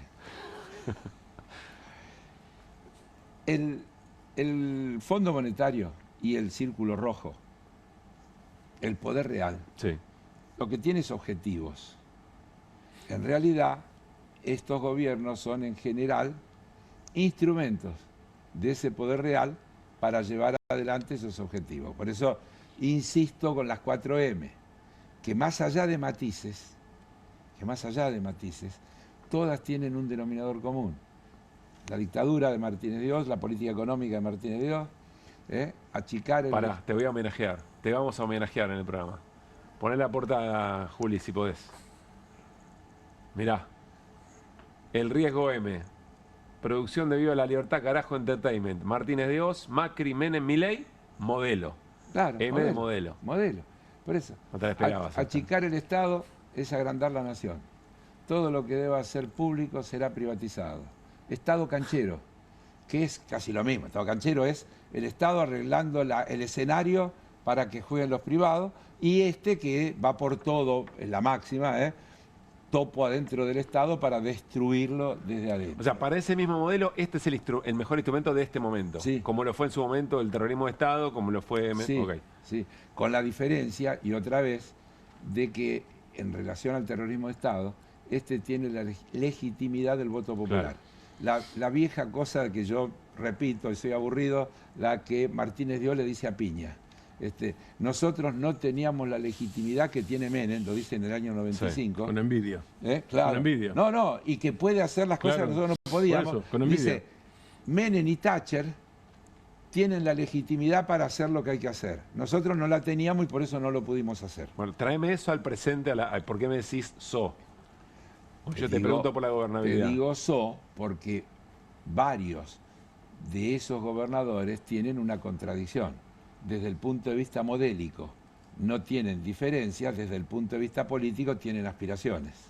Y ese es el Es fácilmente entendible. Y además no hay al mismo tiempo una baja de legitimidad de Milei. Sí. Claro, ese es el punto también. Y entonces el sistema prepara alternativa. Es decir, ¿cuán diferente es lo que puede proponer Schiaretti que lo que propone este gobierno? Busquemos los antecedentes. Porque todos sentimos las cosas que se hablan. Por supuesto. Además de los, entre comillas, modales. Además de... Dejá las formas. Dejá las formas. Y los estilos, que no es que las subestimo, tienen su importancia, la forma, el lenguaje, porque cuando el lenguaje tiene la agresividad que tiene este lenguaje, hay una alta probabilidad de que eso trascienda al lenguaje y llegue a otras cosas mucho más graves. Que no termina bien, de hecho pasó. Claro. Entonces, no es un tema menor ni de forma, tiene su importancia. Pero Menem era simpático, seductor y demás, pero desreguló al máximo, privatizó todo, y dijo, si yo decía lo que iba a hacer, no me votaban, dije lo que la gente quería escuchar y después hice lo que creí que había que hacer. Acordémonos. Y la clave de interpelación de este momento era, les digo lo que voy a hacer, voy con motosierra. Así es, así es. Porque se había instalado que el problema de este país era el Estado, las regulaciones, y que tiene que ver con un fenómeno más global, insisto, que da para discutir horas y si nos metemos y demás, que efectivamente ha hecho estragos a nivel global. Porque vos estabas hablando hace un rato de Brasil. Sí. Efectivamente, yo cuento siempre la anécdota de Lula cuando nos dice... Vos sabés que la contamos... La conté con un poco de, ya sé, y no me nombraste. De preocupación, y no te nombré porque no me acuerdo si le habías contado públicamente o no. No tengo problema porque... Eras vos, el dirigente que estaba ahí era vos. Ahora contala con nombre y apellido entonces. A mí me invitó el presidente Fernández a integrar una delegación muy chiquitita, 5 fuimos, incluido el presidente, el lunes a la mañana del día que Lula ganó las elecciones. 5, y allá se sumó Scioli, que era el embajador, éramos 6, y había un montón de cosas, actividades de prensa, reuniones, terminamos en un almuerzo de esos 6 nuestros y 6 brasileros, donde estaba Lula, su compañera y los referentes principales de... El almuerzo siguiente a la elección, no una semana después. El lunes a la mañana, el lunes a las 2 de la tarde estábamos almorzando. Bueno, el último que entró, lo teatralizo porque el último que entró fue Lula y su compañera, de la mano, se sentó, tenía un sillón, se tiró para atrás y se quedó 2 minutos con los ojos cerrados así y después se puso en posición de reunión y más o menos dijo, como ustedes comprenderán, estoy inmensamente feliz porque hemos ganado. Hizo una pausa y respiró. Dijo, pero no puedo dejar de pensar que casi la misma cantidad de brasileros y brasileras que me votaron a mí, votaron a esta bestia después de haber gobernado. Que no es un detalle menor. Porque una cosa es votar a Milei antes y otra es votar a Bolsonaro después. Claro. Sí, Lula había ganado por 1,5 puntos. 1 punto y pico, claro. Así es. Digo. ¿Por qué traes eso a la pregunta sobre cómo mirar la escena de acá en adelante? Y porque hay un tema cultural que ha ganado la derecha global de instalar en sectores muy amplios de la sociedad que los problemas que tienen esa misma sociedad en sus condiciones de vida es por un exceso de intervención estatal, de regulaciones, etcétera, y que si eso se elimina, y se elimina lo público, y se elimina el gasto público, y consecuentemente se bajan los impuestos, todos vamos a estar mejor y todos vamos a vivir en... Y van a llover inversiones, van a llover inversiones y vamos a estar bárbaros. Sí. Te voy a pedir a Puyaro, Juli. A ver, Carlos, por lo que nos venís diciendo entonces, la clave que nos ofreces para mirar los próximos días va a ser no tanto del chimento, de qué dijo, que no le dijo, sino tratar de entender si esos sectores que pueden volver a ser eventualmente aliados del gobierno porque comparten el modelo, a ver qué es lo que están percibiendo en términos de gobernabilidad. Tienen que pensar si se convierten en Macri, que se disuelven, o efectivamente quieren consolidar la idea de que son una opción. No es un dato menor estando a 40 días o menos de una elección. No hay tiempo para recomponer. Es decir, si conceden, van a quedar pegados al modelo. O sea, lo que vos estás diciendo es que la decisión es con la foto de hoy ya. Es eso, y claro. Sí, no creo que tenés 5 años para desarrollar. No, claro. ni el 2027, ni 2. Claro, no es ahora. Claro, hay elecciones ahora. Sí. Y ese proyecto que intenta convertirse en una alternativa necesita imperiosamente que le vaya bien en la elección de medio término. Claro. Porque si le va en el país como le fue en la provincial, se le va a hacer muy cuesta arriba construirse como una alternativa para el 2027. Mientras que si le va bien... Ahora, le puede ir bien fusionándose con el gobierno? Me parece que no. Eso es lo que a mí me hace tener expectativas positivas de que logremos el número para poder resistir en esta situación frente a los vetos. Ahora, recordemos también que hay que tener 2/3, porque yo estoy seguro que vamos a tener mayoría. El asunto es, vos fijate que en el tema de la vez anterior, en la discapacidad se lograron los 2/3 y en el tema de los jubilados nos faltaron un par de votos. Estamos ahí, ajustados. Sí. Te diría, si la composición de la Cámara de Diputados hubiera sido la que daría el resultado de lo que hubo en las elecciones provinciales el otro día... O sea, si proyectás nacionalmente te da otra cosa. No perdíamos. Claro, seguro. No hubiera caído jubilaciones. Claro. Y esto lo digo para una vez más insistir.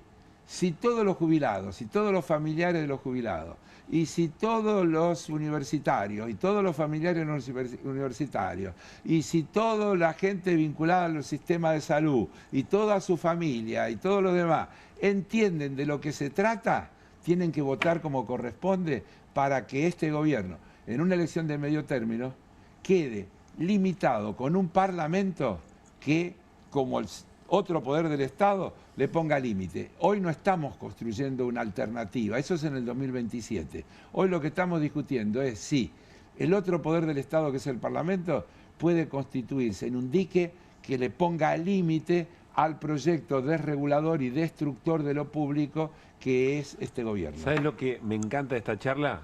Y vos sabés que me gusta entender la economía, no me gusta hablar de algo que no entiendo, ni siquiera hablamos de tasa, ni del tipo de cambio, ni de los encajes, no hablamos de eso, pero la profundidad de la política evidentemente se juega acá. Vos sabés que me da la sensación que pasó un tanto inadvertida la declaración de Puyaro no, a mí no me pasó inadvertida. Que vamos a compartir ahora y me gustaría que... Se parece bastante a kirchnerismo nunca más, ¿no? El gobernador de la provincia de Santa Fe, Maximiliano Puyaro.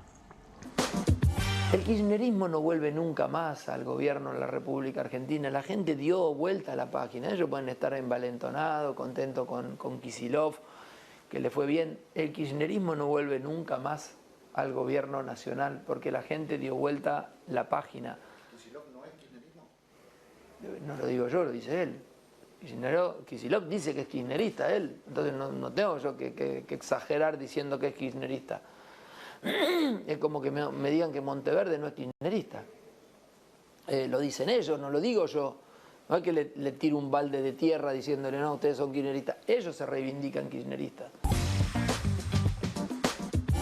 Les recuerdo que Puyaro integra el bloque Provincias Unidas, con varios otros gobernadores que mañana se reúnen. Esa alternativa de la que estamos hablando. Puede pegarse. ¿Qué le saca? A ver. Y eso es lo que yo te digo. A ver, si ellos quieren ser la alternativa a Milei y al kirchnerismo, no pueden hacer que sus diputados y luego eventualmente sus senadores le voten a favor a Milei los vetos. Porque realmente me da la impresión que sus votantes los van a castigar dentro de 40 días, si hicieran eso. Sí. Ahora, también puede decir... Me da la impresión. Sí. Carlos, puede decir esto y en el voto ir por otro lado. También. No, porque ellos quieren claramente ser la tercera opción. No, me queda claro. No quieren sí, ser obviamente. Furgón de cola. Pero cuando votás, ¿cómo haces tercera opción en el Congreso? No tienen otra forma, no hay. No hay, claro, por eso es todo lo que estoy diciendo. Ahí no hay. No hay. Algunos han hecho equilibrio, tienen dos, pero uno no vino y el otro vino y yo aportaría otra lectura, que es, nosotros vamos a diferenciar del gobierno votando, apoyando estas políticas, universidades y Garrahan. Claro. Pero no se confundan, porque después, en la acumulación del no a Milei, los otros son kirchneristas, somos nosotros la opción.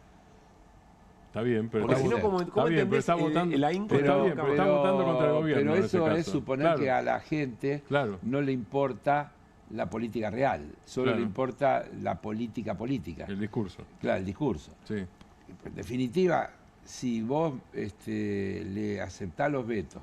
Es que yo, no, al contrario, no le van a aceptar los vetos. Puede suceder eso. No le van a aceptar los vetos, pero después nosotros no. Pero kirchnerismo nunca más. ¿Y eso es lo que yo dije? Pero ese discurso. Hay que ver en la cancha ese qué sucede. discurso. No, pero perdón. Pero no es contradictorio con votar en contra de los vetos. Pero es discurso eso. Pero perdón. Eso quiero decir. Hoy mismo, en las votaciones en las que votamos juntos en la Cámara, escuchamos a muchos de esos diputados y diputadas que dicen, porque también el kirchnerismo, bla, bla, nunca dejan de pasar el aviso. Es decir, yo no puedo decir que no tienen el derecho legítimo a querer constituirse en una tercera opción, pero lo que tiene que tener claro que es eso, ya se intentó el famoso camino del medio, no es una novedad. No, y es legítimo. Además, por eso, hasta ahora no le funcionó. Si miramos la elección del domingo en la provincia de Buenos Aires, sapo. Sapo, sacaron 5%. Sí. Bueno, quizá por eso Puyaro ve el deterioro del gobierno y ve el resultado electoral. Si miramos las elecciones del domingo, no prendió la idea de la tercera vía. ¿No? Vamos a ver. Ahora, si quieren intentar la tercera vía, me trato de poner en la cabeza de ellos, tienen que diferenciarse del gobierno claramente. Claro, no hay que decir kirchnerismo nunca más. No dicen lo mismo que el gobierno. Claro, pero no, y no pueden votar con el gobierno. Ese es y no pueden votar, porque pueden decir kirchnerismo nunca más. Ese es el punto. Porque Está intentan bien. No funcionó quieren el ser discurso. la tercera opción. Ese discurso no funcionó. Sí, estoy de acuerdo. Sería más inteligente pensar en otro discurso, tal vez más. Bueno, en el gobierno, paréntesis, en el gobierno están pensando esto. En el gobierno están reconociendo que eso no funciona y que tienen que ser más propositivos. Bueno, por lo menos la elección muy bien no le fue. Decirle kirchnerista a cualquier cosa que haga sombra parecería que no es la mejor. Lo que pasa es que tendríamos que aclarar qué quiere decir kirchnerista. Matar al kirchnerismo. No, son propositivos. No, espera, porque después de las elecciones, y no lo digo irónicamente, son propositivos. ¿Cuál es la propuesta? Vetos. No, está siendo irónico. No estoy siendo irónico. No, perdón. No, aclaré. No es irónico. Es... profundizo la misma política que vengo haciendo. Eso es propositivo. ¿Y cómo crees que haciendo exactamente lo mismo te va a ir mejor en la elección? No le va a ir mejor. Está bien. Obviamente. No le va a ir mejor. Pero tendríamos que definir. No hay plan B. Claro. ¿Qué quiere decir kirchnerismo? Defíname kirchnerismo, señor Martín. No, lo que quiere... No, pero por eso, porque si no, yo soy kirchnerista.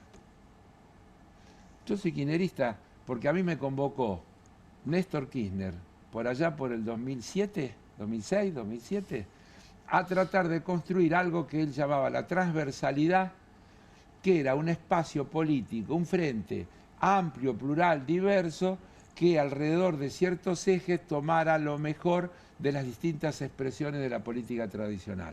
Y yo me sumé convencido de que eso... Además quiero decirte que no difiere demasiado de lo que Alfonsín quiso hacer en su gestión, que lo llamó el tercer movimiento histórico. La diferencia fundamental es que Alfonsín quería hacerlo con centralidad en el radicalismo y Néstor quería hacerlo con centralidad en el peronismo, digamos. Pero desde el punto de vista de la construcción de esa fuerza amplia, diversa, plural, sigue siendo la asignatura pendiente que tiene la Argentina. Construir un espacio alrededor de un programa en el que se defina qué modelo de país queremos. Si es un modelo que queda todo en manos del mercado o si es un modelo donde el Estado, en representación del conjunto de los distintos sectores que componen la sociedad, establece las reglas y los equilibrios. ¿Estamos hablando de eso? Sí. Pero además, perdón, Carlos, hay otra cosa. Puyaro lo nombra a Kicillof. Kicillof en los últimos días hizo dos cosas. El discurso del domingo, el discurso de la victoria, es un discurso donde termina diciendo paz, democracia y peronismo, después de hacer una invitación... podría haber dicho algo más amplio. Paz, democracia y peronismo, pero antes había hecho una invitación frentista. Sí, por eso digo que podría haber terminado con una invitación frentista. Y ayer fue a la... pero ¿por qué? Digo siempre lo mismo. No, está bien, pero digo, déjame completar. Ayer fue a un honoris causa a los jueces de juicio de las juntas, y habló de ampliar también con radicalismo y con otra fuerza, digamos. Es que la Argentina no tiene futuro si no construye un espacio amplio, de verdad, alrededor de una propuesta programática, que no es solo el rol del Estado, que es cuál es nuestra inserción en el mundo, en este mundo multilateral.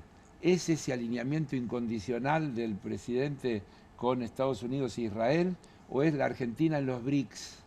En la construcción de un orden global distinto de otras características. Así, en las políticas de derechos humanos, en las políticas de derechos en general, esta cosa de negar que donde hay una necesidad hay un derecho, es un tema determinante de cualquier política. Bueno, pero tenés un problema si vos, para construir una mayoría tan amplia... Mostrame la foto y cierro con eso, Juli, te prometo que ya cerramos. Nos quedó pendiente esta foto que tenía más que ver con el tema anterior. Acá tenés una foto, otra foto del día, ¿no? Schiavetti, no, esa es la foto de Pichetto, Stolbizer. De la tercera vía. Exactamente, provincia de Argentina. Si vos necesitas construir mayorías, pero vos después tenés sectores que se nuclean y que podés tener puntos en común, pero antes de votar con vos, te dicen no porque vos sos kirchnerista, hay un problema muy serio de construcción en el post-Milei. Estoy de acuerdo. Hay que superar eso. Eso solo lo puede superar... Suponiendo que quieren otro modelo, ¿no? Claro, ahí va. Solo lo puede superar un acuerdo programático. Claro. Solo lo puede superar un acuerdo programático, porque de lo contrario no hay manera. Ahora, el problema es si priorizamos los intereses de la nación, no del diario, sino del Estado Nacional y de los que vivimos adentro, o priorizamos la disputa política, los espacios de representación. La disputa política es legítima, yo no la puedo, ni la voy a negar, ni la voy a desmerecer. Lo que digo es que tiene que estar en función de un proyecto. Cuando no está en función de un proyecto, es un poco contradictoria, bueno, uno podría decir, o limitada. Es estéril. Es estéril. Su expresión más brutal y más violenta termina en Milei. Obvio. Claramente. Sí. No, porque Milei tiene un proyecto, no estoy de acuerdo. No, termina con la victoria de Milei. Con la victoria. Eso. O de esa forma, termina ese en 2023. Tipo de salda. Carlos, nos vamos a reencontrar, ya sabés por dónde voy, ¿no? Sí, claro. Te deseo muy buen viaje. Estaba tentado de invitarte a que lo hiciéramos juntos, mirá. Me encantaría. Te deseo muy buen viaje a Rosario. Claro. Porque no puedo, soy visitante.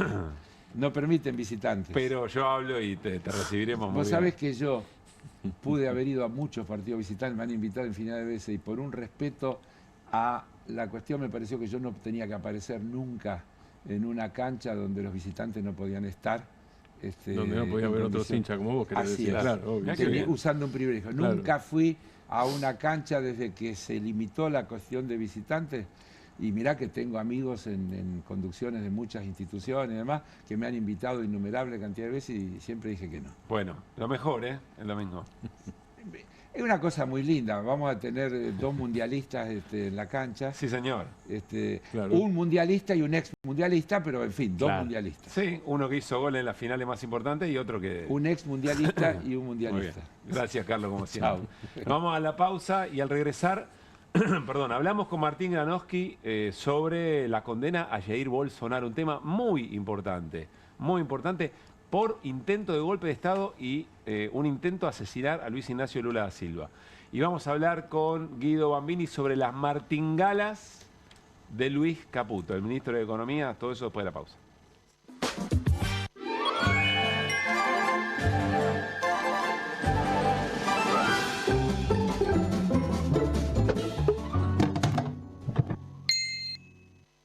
¿Pensás que las subastas no son para vos?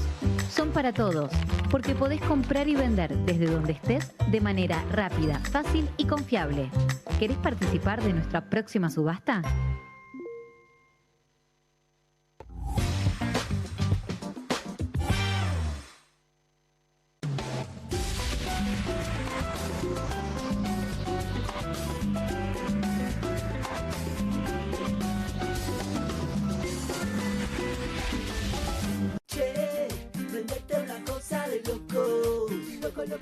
Dale, Turco, Bravo levantate. TV. Perdón.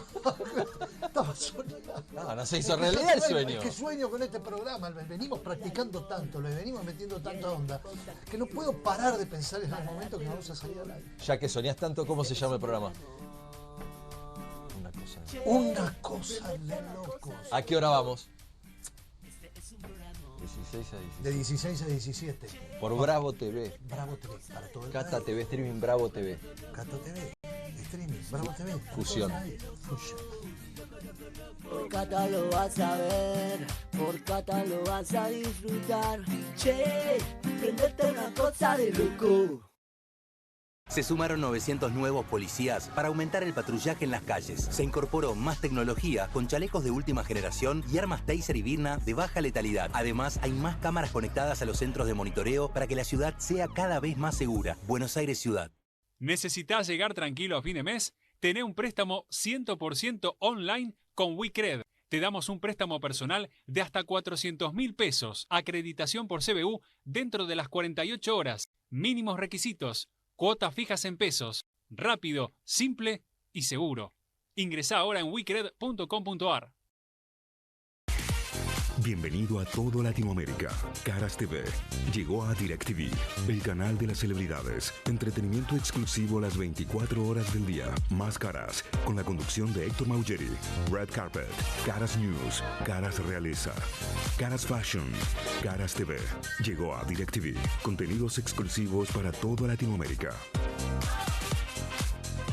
Hay una casta superior que es los periodistas que si mienten, calumnian, injurian y dicen cualquier cosa. ¿Tenés ahí los nombres de los periodistas que tengo que meter en cana? No nos tomamos esto a la joda, como esos periodistas mentirosos. Y dentro de la cancha vale todo, que la vayan a buscar, la tienen adentro.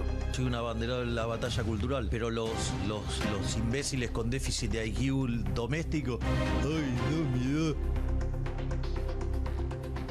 Mientras que las imbéciles de los periodistas... ¿Sabes la cantidad de periodistas que tengo para mandar a la hoguera? Las mentiras de los medios. Y periodistas ensobrados, operadores, basuras. No me vengas con que son inocentes. No digo que sean tan malos como los periodistas. Digamos, raya el mal gusto propio de cerdos. Creo que es una ofensa decirle periodistas. ¿Sí? Milei odia al periodismo. Nosotros amamos al periodismo. Suscríbete a perfil.com.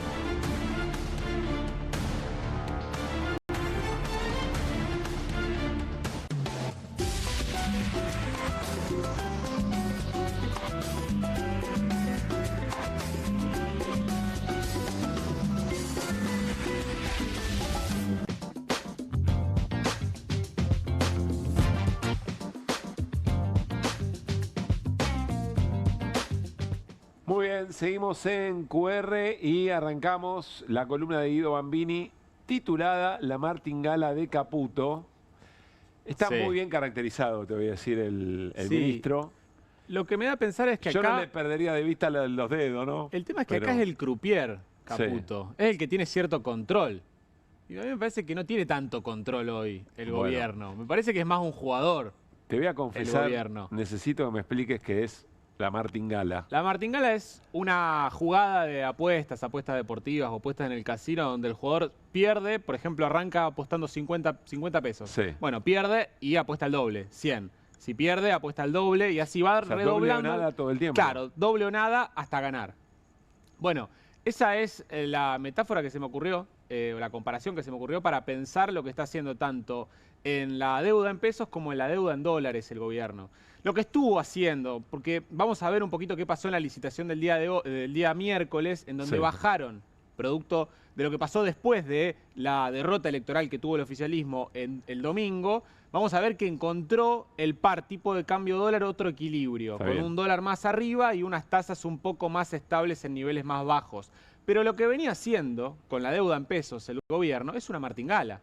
Es redoblar permanentemente las tasas de interés que iba pagando el Tesoro en los vencimientos de deuda hasta llegar a pagar 5% de tasa efectiva mensual cuando la inflación estaba en el orden del 2%. Es decir, tasas reales, tasas por encima de la inflación, en esta estrategia que tuvo el gobierno usando todas las herramientas que tuvo a su alcance para, en la previa a la elección del domingo pasado, contener el tipo de cambio. Esa sería una suerte de martingala, por ejemplo, lo que hizo con las tasas. Claro, fue una martingala lo que hizo con las tasas, generó un efecto bola de nieve que, bueno, es difícil pensar qué es lo que se viene hacia adelante con esa bola de nieve, esa cantidad de pesos que se generó a partir de esa martingala. Con martingala el casino, bueno, obviamente casi nadie gana en el casino porque si no, no existían los casinos.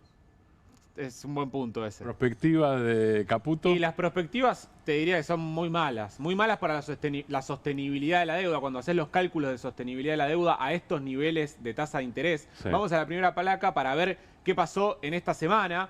y ver estos niveles de sostenibilidad versus las proyecciones de inflación. Esto fue lo que sucedió el miércoles. Fíjate cómo nos concentramos en los primeros 3 instrumentos que dicen LECAPS. Bueno, las tasas efectivas mensuales cerraron en el 4%. La inflación de agosto fue 1,9%. Sigue siendo una tasa alta, 2% real por mes es alto. Y estamos hablando de tasas anuales del 60%. Está triplicando a la proyección de los próximos 12 meses del relevamiento de expectativas del mercado del Banco Central, que da cuenta que la inflación de los próximos 12 meses va a estar en el orden del 21%. Es decir, le sigue dando tasas del orden del 60% anual, Sí.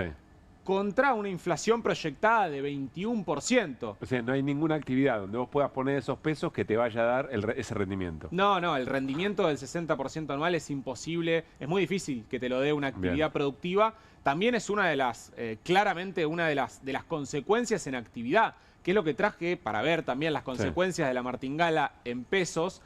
Lo que generó y lo que sigue generando en materia de actividad, digo, esto arrancó más o menos con el desarme de las LEFI, pero desde mayo. Mayo, caída de la actividad económica en 0,2%, junio, caída de 0,7%. Y vamos a la siguiente para ver un dato del día de ayer de la CAME, ventas minoristas de CAME, cae versus julio, en agosto, cae 2,2% las ventas minoristas que reporta la Cámara Argentina de la Mediana Empresa. Fíjense cómo se estacionó en una zona 8 puntos abajo de noviembre del 2023. Y cómo la dinámica, digo, sigue siendo mala, sigue siendo de caída de la actividad económica, dato de agosto. Sí, recupera un poquito, pero después hay una estabilidad hacia la baja incluso, ¿no? Claro, recupera en el segundo semestre del 2024 y se estaciona con una tendencia levemente hacia la baja, más o menos 8 puntos por debajo de noviembre del 2023 y el nivel que tenía los años anteriores. Sí.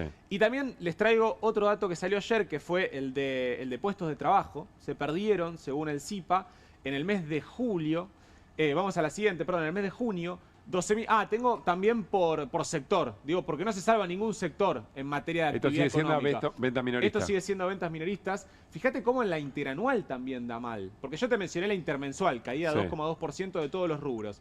La interanual, que compara contra un agosto de 2024 muy malo también, sigue dando caída interanual. Caída sobre caída. Caída sobre caída, solamente zafa el rubro farmacia. Y vamos a la siguiente. De otra de las consecuencias de la martingala en pesos, la caída de puestos de trabajo, es decir, el impacto de la recesión, de la caída de la actividad económica, todavía no estamos técnicamente en recesión, empieza a verse en el mercado laboral. ¿Este es el dato de ayer? Este es el dato de ayer, 12.150 puestos de trabajo registrados del sector privado que cayeron mensualmente. Hay que irse hasta abril de 2024 para encontrar una caída mayor a la que sucedió en el mes de junio. ¿De mes a mes? De mes a mes, intermensual. En aquel abril de 2024 había caído 16.000 puestos de trabajo, más o menos. Pero esa es la martingala en pesos. Vamos rápido a la martingala en dólares, que es lo que proyectamos hacia el futuro, porque hasta ahora estuvimos hablando del pasado, de los pesos. Estos son números impactantes. Esto es deuda que tiene que pagar el Estado argentino en moneda extranjera. Sí. Esto es lo que está mirando el mercado. Te decía hoy temprano... Sobre si el gobierno el Estado va a poder pagar o no esto. Exactamente. Esto es lo que está mirando la consultora más consultada, ¿no? en la Citi. Y lo que está mirando el mercado. Es la 1816, efectivamente. Básicamente lo que se abrió a partir del mal resultado electoral que tuvo el oficialismo nacional, ¿no? de la provincia de Buenos Aires, La Libertad Avanza, el domingo pasado, es que se borró la posibilidad de que se refinancie los montos de capital de la deuda en dólares. Es decir, ese famoso rollover que necesita que baje el riesgo país para poder acceder a los mercados voluntarios de deuda. Hoy está en la zona de 1.100 puntos. El gobierno, en su plan primigenio, si querés, pensaba en que iba a ganar la elección y eso iba a generar una baja en el riesgo país que le permita pensar en un nivel de tipo de cambio, tal vez como este, en donde el Banco Central no está comprando dólares, pero que le permita rolear la deuda a partir de volver a entrar a los mercados. Rolear es renovarla. Rolear es renovarla, sí, perdón el anglicismo. Ahora lo que se abre es otro escenario. Estos son los vencimientos de deuda que tiene hasta el final de mandato el equipo económico, el Estado argentino. Son 34.200 millones de dólares restándole las deudas con organismos internacionales que suponemos que van a ser renovadas. Bueno, el cálculo que hace 1816 dice... O sea, ¿esto es sin el fondo? Esto es sacándole los organismos internacionales, exactamente. Todos los organismos internacionales están fuera de esto. Y dice... 1816 plantea, para llegar al fin del mandato de Javier Milei con reservas en cero, digamos, reservas netas no negativas, pero en cero. Sí. Bueno, restándole los 6.800 millones de dólares que hoy tiene de reservas el Banco Central, necesitas 27.000 millones de dólares. Es decir, tenés que comprar porque no podés acceder a financiamiento, porque tampoco podés hacer estos botes que hiciste. Sí. Bueno, necesitas comprar en promedio 1.000 millones de dólares por mes. ¿Qué significa esto para pensar la conclusión? Es que es muy probable que de cara, te diría después de octubre, vuele por el aire la banda cambiaria. Digo, si pensamos en que el Banco Central, un demandante tan importante, tenga que comprar 1.000 millones de dólares en este mercado de cambios alicaído, en donde no hay oferta, en donde no tenés, como en el primer semestre, la cosecha gruesa llenándote de oferta a la plaza en el mercado, de dólares me refiero, y tenés este elefante en el bazar, que es el Banco Central, necesitando comprar en promedio 1.000 millones de dólares para afrontar los vencimientos de deuda que se vienen, bueno, necesariamente tiene que ajustar con un tipo de cambio más alto. A ver, quiero seguirte en algo muy interesante entender lo que nos explica Guido.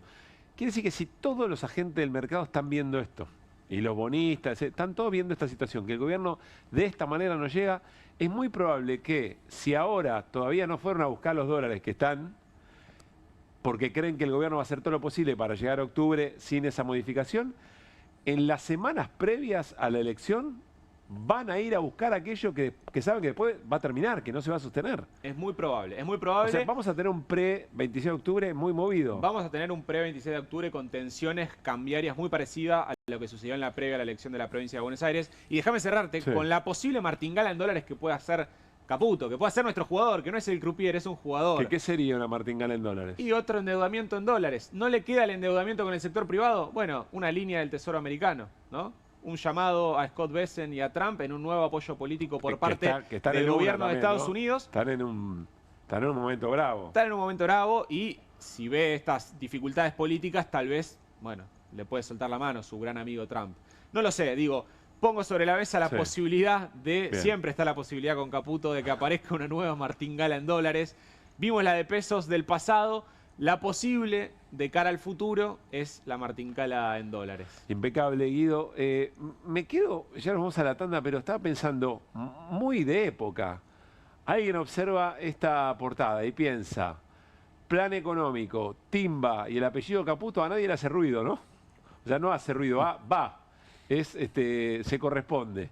Nos vamos a la tanda y cuando volvamos sí hablamos con Martín Granowski sobre la condena sobre el expresidente de Brasil, Jair Bolsonaro. 27 años por intentar un golpe de Estado, no reconociendo el triunfo electoral de Lula y también por integrar una banda que lo quería matar a Lula.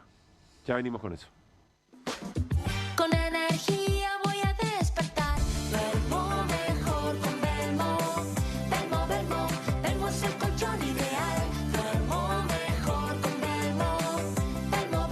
Con Belmo sueño espectacular. En Pilar contamos con Mimuni, nuestra herramienta digital de atención ciudadana para solicitar turnos, realizar trámites y gestionar reclamos de manera ágil y cercana. Descárgate la app o chatea con nosotros por WhatsApp a través de 11 52 38 68 64. Las 24 horas del día. También podés acercarte a cualquiera de nuestros puntos Muni de lunes a viernes de 8 a 18 horas y los sábados de 9 a 15 horas. En Pilar seguimos acercando el Estado a todos y todas las pilarenses. Pilar presente con futuro.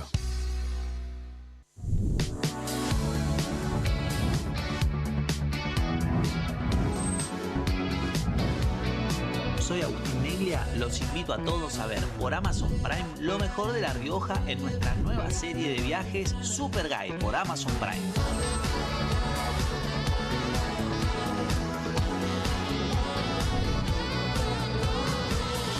Una excursión increíble en La Rioja, ojalá que puedan venir algún día porque es una experiencia inigualable.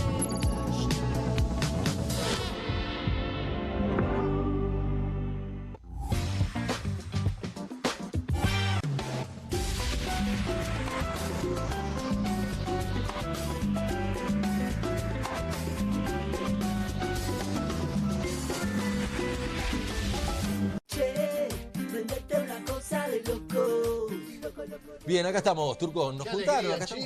Qué alegría estar Dame un abrazo, juntos. dame un abrazo. Qué lindo. Qué lindo Vamos a verte. salir por este programa que es maravilloso.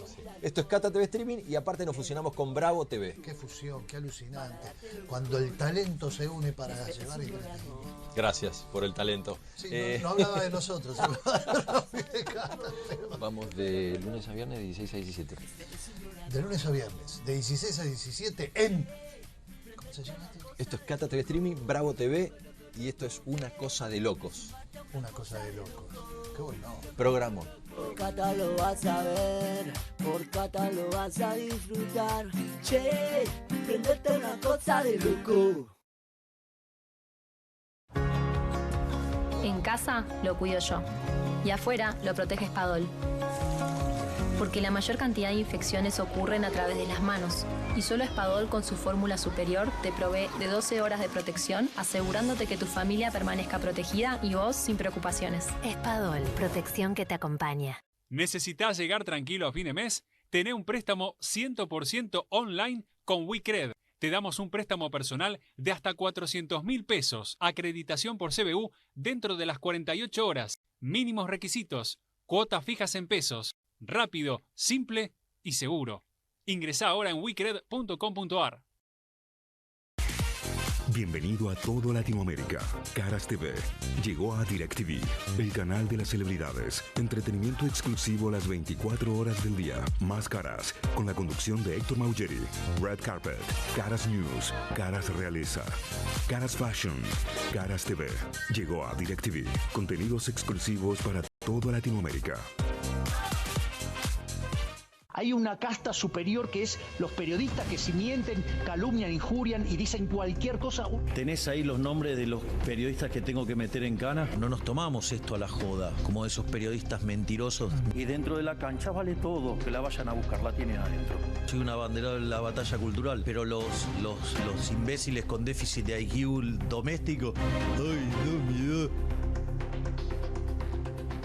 Mientras que los imbéciles de los periodistas... ¿Sabes la cantidad de periodistas que tengo para mandar a la hoguera? Las mentiras de los medios. Y periodistas ensobrados, operadores, basuras. No me vengas con que son inocentes. No digo que sean tan malos como los periodistas. Digamos, raya el mal gusto propio de cerdos. Creo que es una ofensa decirle periodista así. Milei odia al periodismo. Nosotros amamos al periodismo. Suscríbete a perfil.com.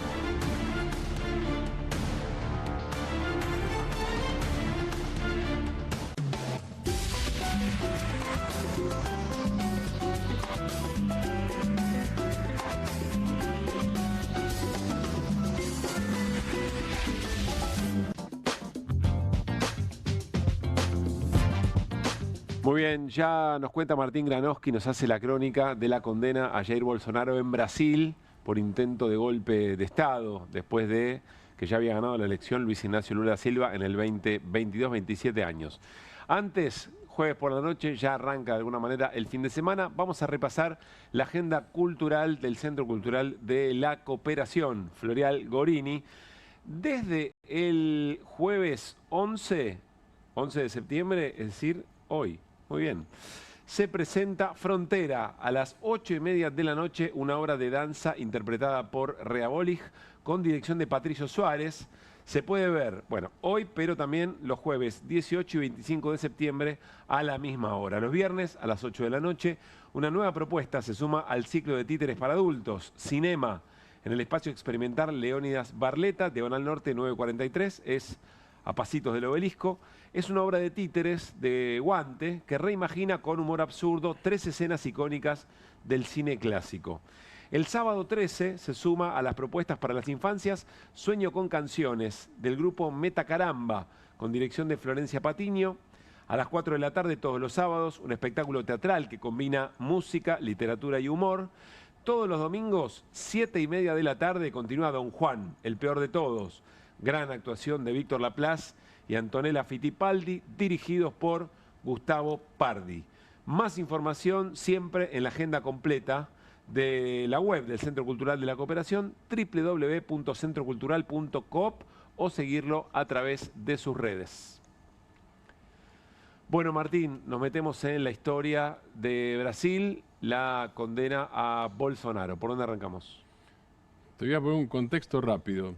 En Brasil, la dictadura arrancó en 1964 e ininterrumpidamente llegó hasta 1985.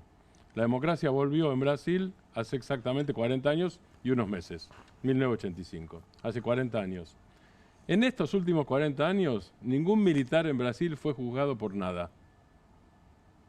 Ni por violación de derechos humanos, ni por crímenes de lesa humanidad, Es decir, la transición ni por de Brasil desapariciones. de dictadura a democracia fue muy distinta a la nuestra. Exactamente. Ninguno fue juzgado por nada. Digo para poner en contexto, porque básicamente es Bolsonaro, y ahora vamos a entrar en detalle, varios militares más. Bolsonaro, capitán retirado, diputado y después presidente, por, como vos decías, y te lo voy a decir, la Fiscalía dijo exactamente, mira, y lo voy a leer esto. Un grupo liderado, es decir, banda estamos hablando, banda criminal, grupo liderado por Jair Mesías Bolsonaro, compuesto por figuras claves del gobierno, de las Fuerzas Armadas y de los servicios de inteligencia, desarrolló e implementó un plan progresivo y sistemático para atacar las instituciones democráticas con el fin de obstaculizar la legítima alternancia en el poder en las elecciones del 2022, que es cuando ya había ganado Lula, y socavar el libre ejercicio de los demás poderes constitucionales. Esto dice la Fiscalía. Si querés tenemos imágenes. A ver. Total, consideradas todas as penas acima fixadas e a existência, como a maioria da turma reconheceu, do concurso material de delitos, concurso material previsto no artigo 69 do Código Penal, que determina a somatória das penas, fixo a pena final para o réu Jair Messias Bolsonaro em 27 anos e 3 meses, sendo 24 anos e 9 meses de reclusão e 2 anos e 6 meses de detenção, além de 124 dias multa, cada dia multa no valor de um salário mínimo. Fixo o regime inicial do cumprimento da pena, o regime fechado nos termos do artigo 33 do Código Penal. Ainda é fixa a pena multa, como disse, 124 dias multa, o valor de um salário mínimo, considerado sempre, aqui eu não vou repetir para todos os demais réus, o salário mínimo é sempre considerado vigente à época do fato e atualizado até a data do efetivo pagamento. Então, em resumo, 27 anos e 3 meses de pena privativa de liberdade, sendo 24 anos e 9 meses de reclusão, 2 anos e 6 meses de detenção e 124 dias multa é a pena. Este señor es importantísimo y es figura mundial en este momento, viene siéndolo. Este es Alexander de Moraes. Es dentro de los ministros de la Corte Suprema o de la sala de la Corte Suprema. La Corte Suprema en Brasil, Superior Tribunal Federal, tiene 11 miembros. Los que juzgaron a Bolsonaro y el resto de los complotados es una sala de 5 miembros. El que se encargó, el relator, es el que preparó el trabajo de instrucción, es la persona que acabamos de ver, que es Alexandre de Moraes, que es una especie de diablo para el bolsonarismo y ha sido acusado de violar las garantías constitucionales, de violar el Estado de Derecho, etcétera, etcétera, etcétera. Es una figura muy, muy importante. Ahora, yo te decía, es Bolsonaro y nunca fueron juzgados militares. No voy a leer los nombres porque va a ser engorroso. Pero también fueron penados y condenados el exdirector de la Agencia de Inteligencia Militar, el excomandante de la Marina, obviamente militar, el exministro de Justicia militar, el exministro de Seguridad militar, el ex asesor presidencial militar, que fue denunciante, y como hizo delación premiada, entonces no cumplirá pena efectiva. El ex ministro de Defensa, 19 años de prisión, y el ex jefe del Estado Mayor del Ejército, Walter Sousa Braga Neto, 26 años de prisión. Es decir, la banda está compuesta hasta por generales, es decir, por quien era entonces, porque Bolsonaro, cuando se complota siendo presidente en ejercicio. Atenta contra la democracia para perdurar en el poder más allá de las elecciones. Ya había ganado Lula. Ya había ganado Lula, estamos hablando. Lula gana en octubre del 2022, los presidentes en Brasil asumen el 1 de enero. El plan era que Lula no asumiera el 1 de enero. Y el plan era, inclusive, terminar con la vida de Lula y de varios dirigentes más del Partido de los Trabajadores y de posibles funcionarios del gobierno de Lula en aquel momento. Esto generó reacciones, generó reacciones de apoyo. Hay bolsonaristas, como vos decías, y como contaba Carlos, eso existe. Bolsonaro tiene, o el bolsonarismo tiene apoyo popular, tiene menos que antes, pero todavía tiene un apoyo popular importante. Y hubo reacciones internacionales. La reacción internacional más importante es, ahí tenemos el tuit, a ver, ahí está. Eso es el secretario de Estado Marco Rubio, el canciller norteamericano, que dice: la persecución política del violador de derechos humanos ya sancionado Alexander de Moraes, que es el juez que acabamos de ver, así lo llama el canciller norteamericano, continúa, ya que él y otros miembros de la Corte Suprema de Brasil han decidido injustamente encarcelar al expresidente Jair Bolsonaro. Estados Unidos responderá como corresponde a esta casa de brujas. ¿Qué significa responderá como corresponde? No lo sabemos, pero puede, por lo pronto, Estados Unidos puede declarar reos y sospechosos y pedir la captura internacional de funcionarios de otros países, cosa que ya ha hecho, por ejemplo, con Venezuela y Cuba, podría hacerlo con Brasil. Puede entorpecer aún más las ya complicadísimas negociaciones por el tema de aranceles con Brasil. Puede hacer acciones encubiertas. Alguna vez, no nombró Estados Unidos, aclaro. Yo le hice una vez un reportaje a Dilma Rousseff después del golpe del 2016 y le pregunté quién había trabajado en el golpe. Y me dice, la inteligencia brasileña, sobre todo la inteligencia militar brasileña. Dice, pero no habría alcanzado para el golpe y para las cosas que tenían, para el nivel de espionaje que tenían, y eso yo lo sé como expresidenta, no habría alcanzado con la inteligencia brasileña sin colaboración extranjera. Y yo le pregunto, ¿te referís a Estados Unidos? No voy a hacer comentarios. Eso es el antecedente. Entonces, ¿qué podría hacer? Vienen momentos de turbulencia, yo no puedo hacer pronósticos de qué pasará. Lula viene enfrentando esto con mucha firmeza que además en términos de aranceles y en términos de apoyo democrático o de respaldo a las instituciones democráticas, le granjeó un aumento de la popularidad a Lula, inclusive de sectores del propio, una parte, no todo el establishment brasileño. Aquí hay una adoración en la Argentina como si el establishment brasileño fuera la gran maravilla del mundo. Bueno, la famosa envidia por la burguesía brasileña. Exactamente. Una parte sí, otra es igual que una buena parte de la Argentina, digamos, ya está financiarizada y está diversificada y juega la timba, como mostraba la martingala Guido antes. Y hay otra que apuesta a Brasil. Bueno, pero hay una parte importante, sobre todo en San Pablo, que apuesta a Brasil. Esa está con Lula y la gente está con Lula. Digo, en las últimas encuestas, Bolsonaro no aparece ya con el empate en el que terminó el balotaje. Hay un acuerdo en que la condena, en los sondeos, hay un acuerdo en que la condena de Bolsonaro fue una condena justa. Un acuerdo superior al 50%, quiero decir, y no es contra el 49%, es contra el 30 y pico %. Sí. Hay otra reacción más. Milei no reaccionó, si vas a preguntar eso, pero mirá quién reaccionó. Hay otro tuit. Victoria Villarruel. Resulta inquietante que en América los presidentes elegidos democráticamente terminen presos. No habla de Bolsonaro, ni dice Cristina Fernández de Kirchner tampoco, por supuesto. No pone ningún nombre propio allí, no pone y además dice inquietante, pero lo hace en el día que Bolsonaro es condenado. ¿A qué aspira?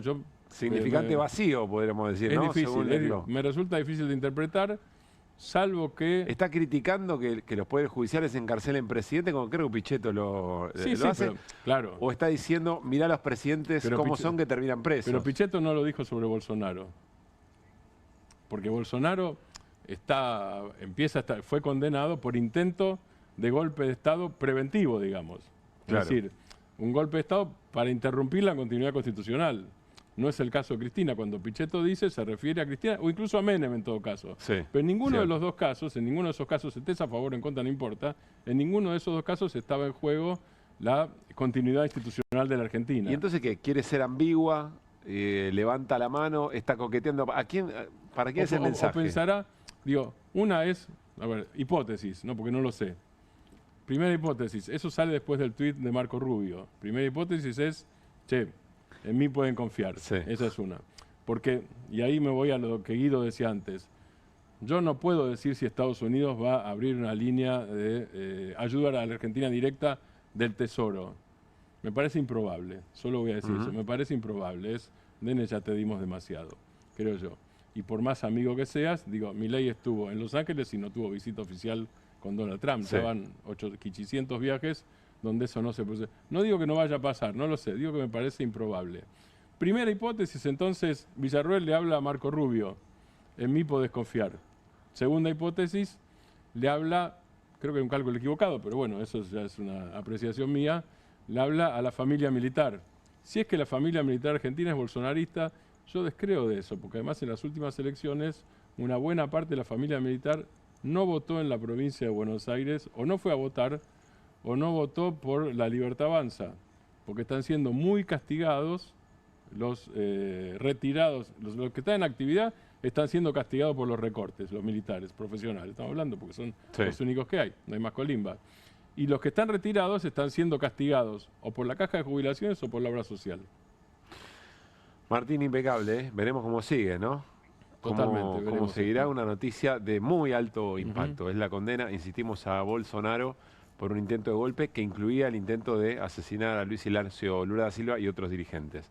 Bueno, nos vamos a ir, como siempre, scrolleando un poquito para evitarles tanta pantalla a esta hora de la noche. ¿Saben la historia de el enojo de Feynman con el balcón de Cristina? ¿Se acuerdan, no? No me la pongas más. Si sale del balcón, no me la pongas más. Basta de esto.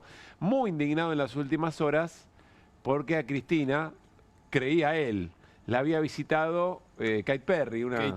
Katy Perry. ¿Cómo se pronuncia? Katy Perry. Muchas gracias. Katy Perry. Hay como dijo Guido. Hay divergencias. No, es como dice Guido, Katy Perry. Que levantó un cuadro de Evita que alguien le acercó y después apareció una foto trucha que indignó a Eduardo Feynman. Dijo, no, esto es una joda, esto es una cárcel, ¿o qué es? Se comió un bidón.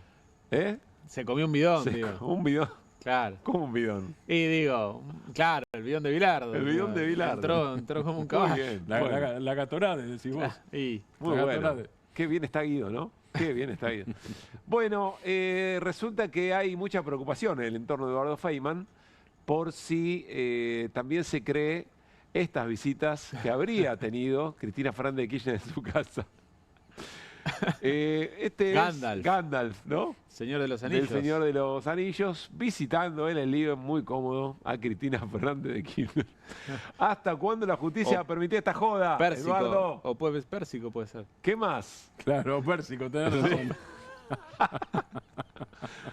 A ver, ¿otra visita? ¿Qué más? Bueno, quiso ir él. Quiso ir a ver a comprobar si efectivamente estaba Katy Perry o no. Quiso ir, claro. Y Cristina, ¿no? Siempre tirando puentes con todos los sectores. Una buena anfitriona. Muy buena anfitriona. Una anfitriona amable. Bueno, chicos, paren, porque están no podemos más. Además, le van a generar mucho disgusto a Eduardo. Y esta dice la producción que es la mejor. A ver. Con suspenso. ¡No!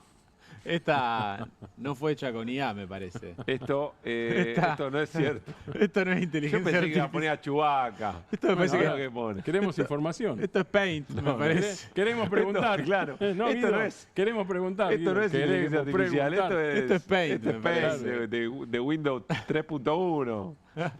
Son tremendos. Queremos preguntar. Bueno, nos tenemos que... No, estoy pensando que otras cosas podemos hacer. Si quieren, puedo patear un tiro libre en un clásico rosario. ¿Tenés arreglado también que vos pateás? ¿Sí? Y podría ¿Sos ser. el suplente? Podría ser. Es Di María el primero, es uno Malcorra y te pido el cambio de Guillermo. Y en Boca Paredes, ¿no? Bueno, es el tiro libre. Sí, debería. Sí, tiro libre, corner, digamos que sí. Bueno, todavía nos queda viernes, Todavía nos queda viernes.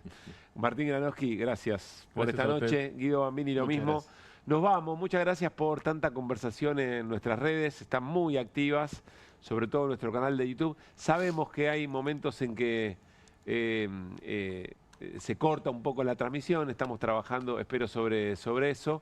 Ténganos un poquito de paciencia, pero gracias por seguirnos. Y sobre todo por fidelizar a partir de los debates y las charlas que generamos aquí en QR. Gracias a todo el equipo técnico de Bravo y por supuesto a la producción de QR. Nos reencontramos mañana para seguir en vivo aquí en Bravo TV. Pasen muy bien.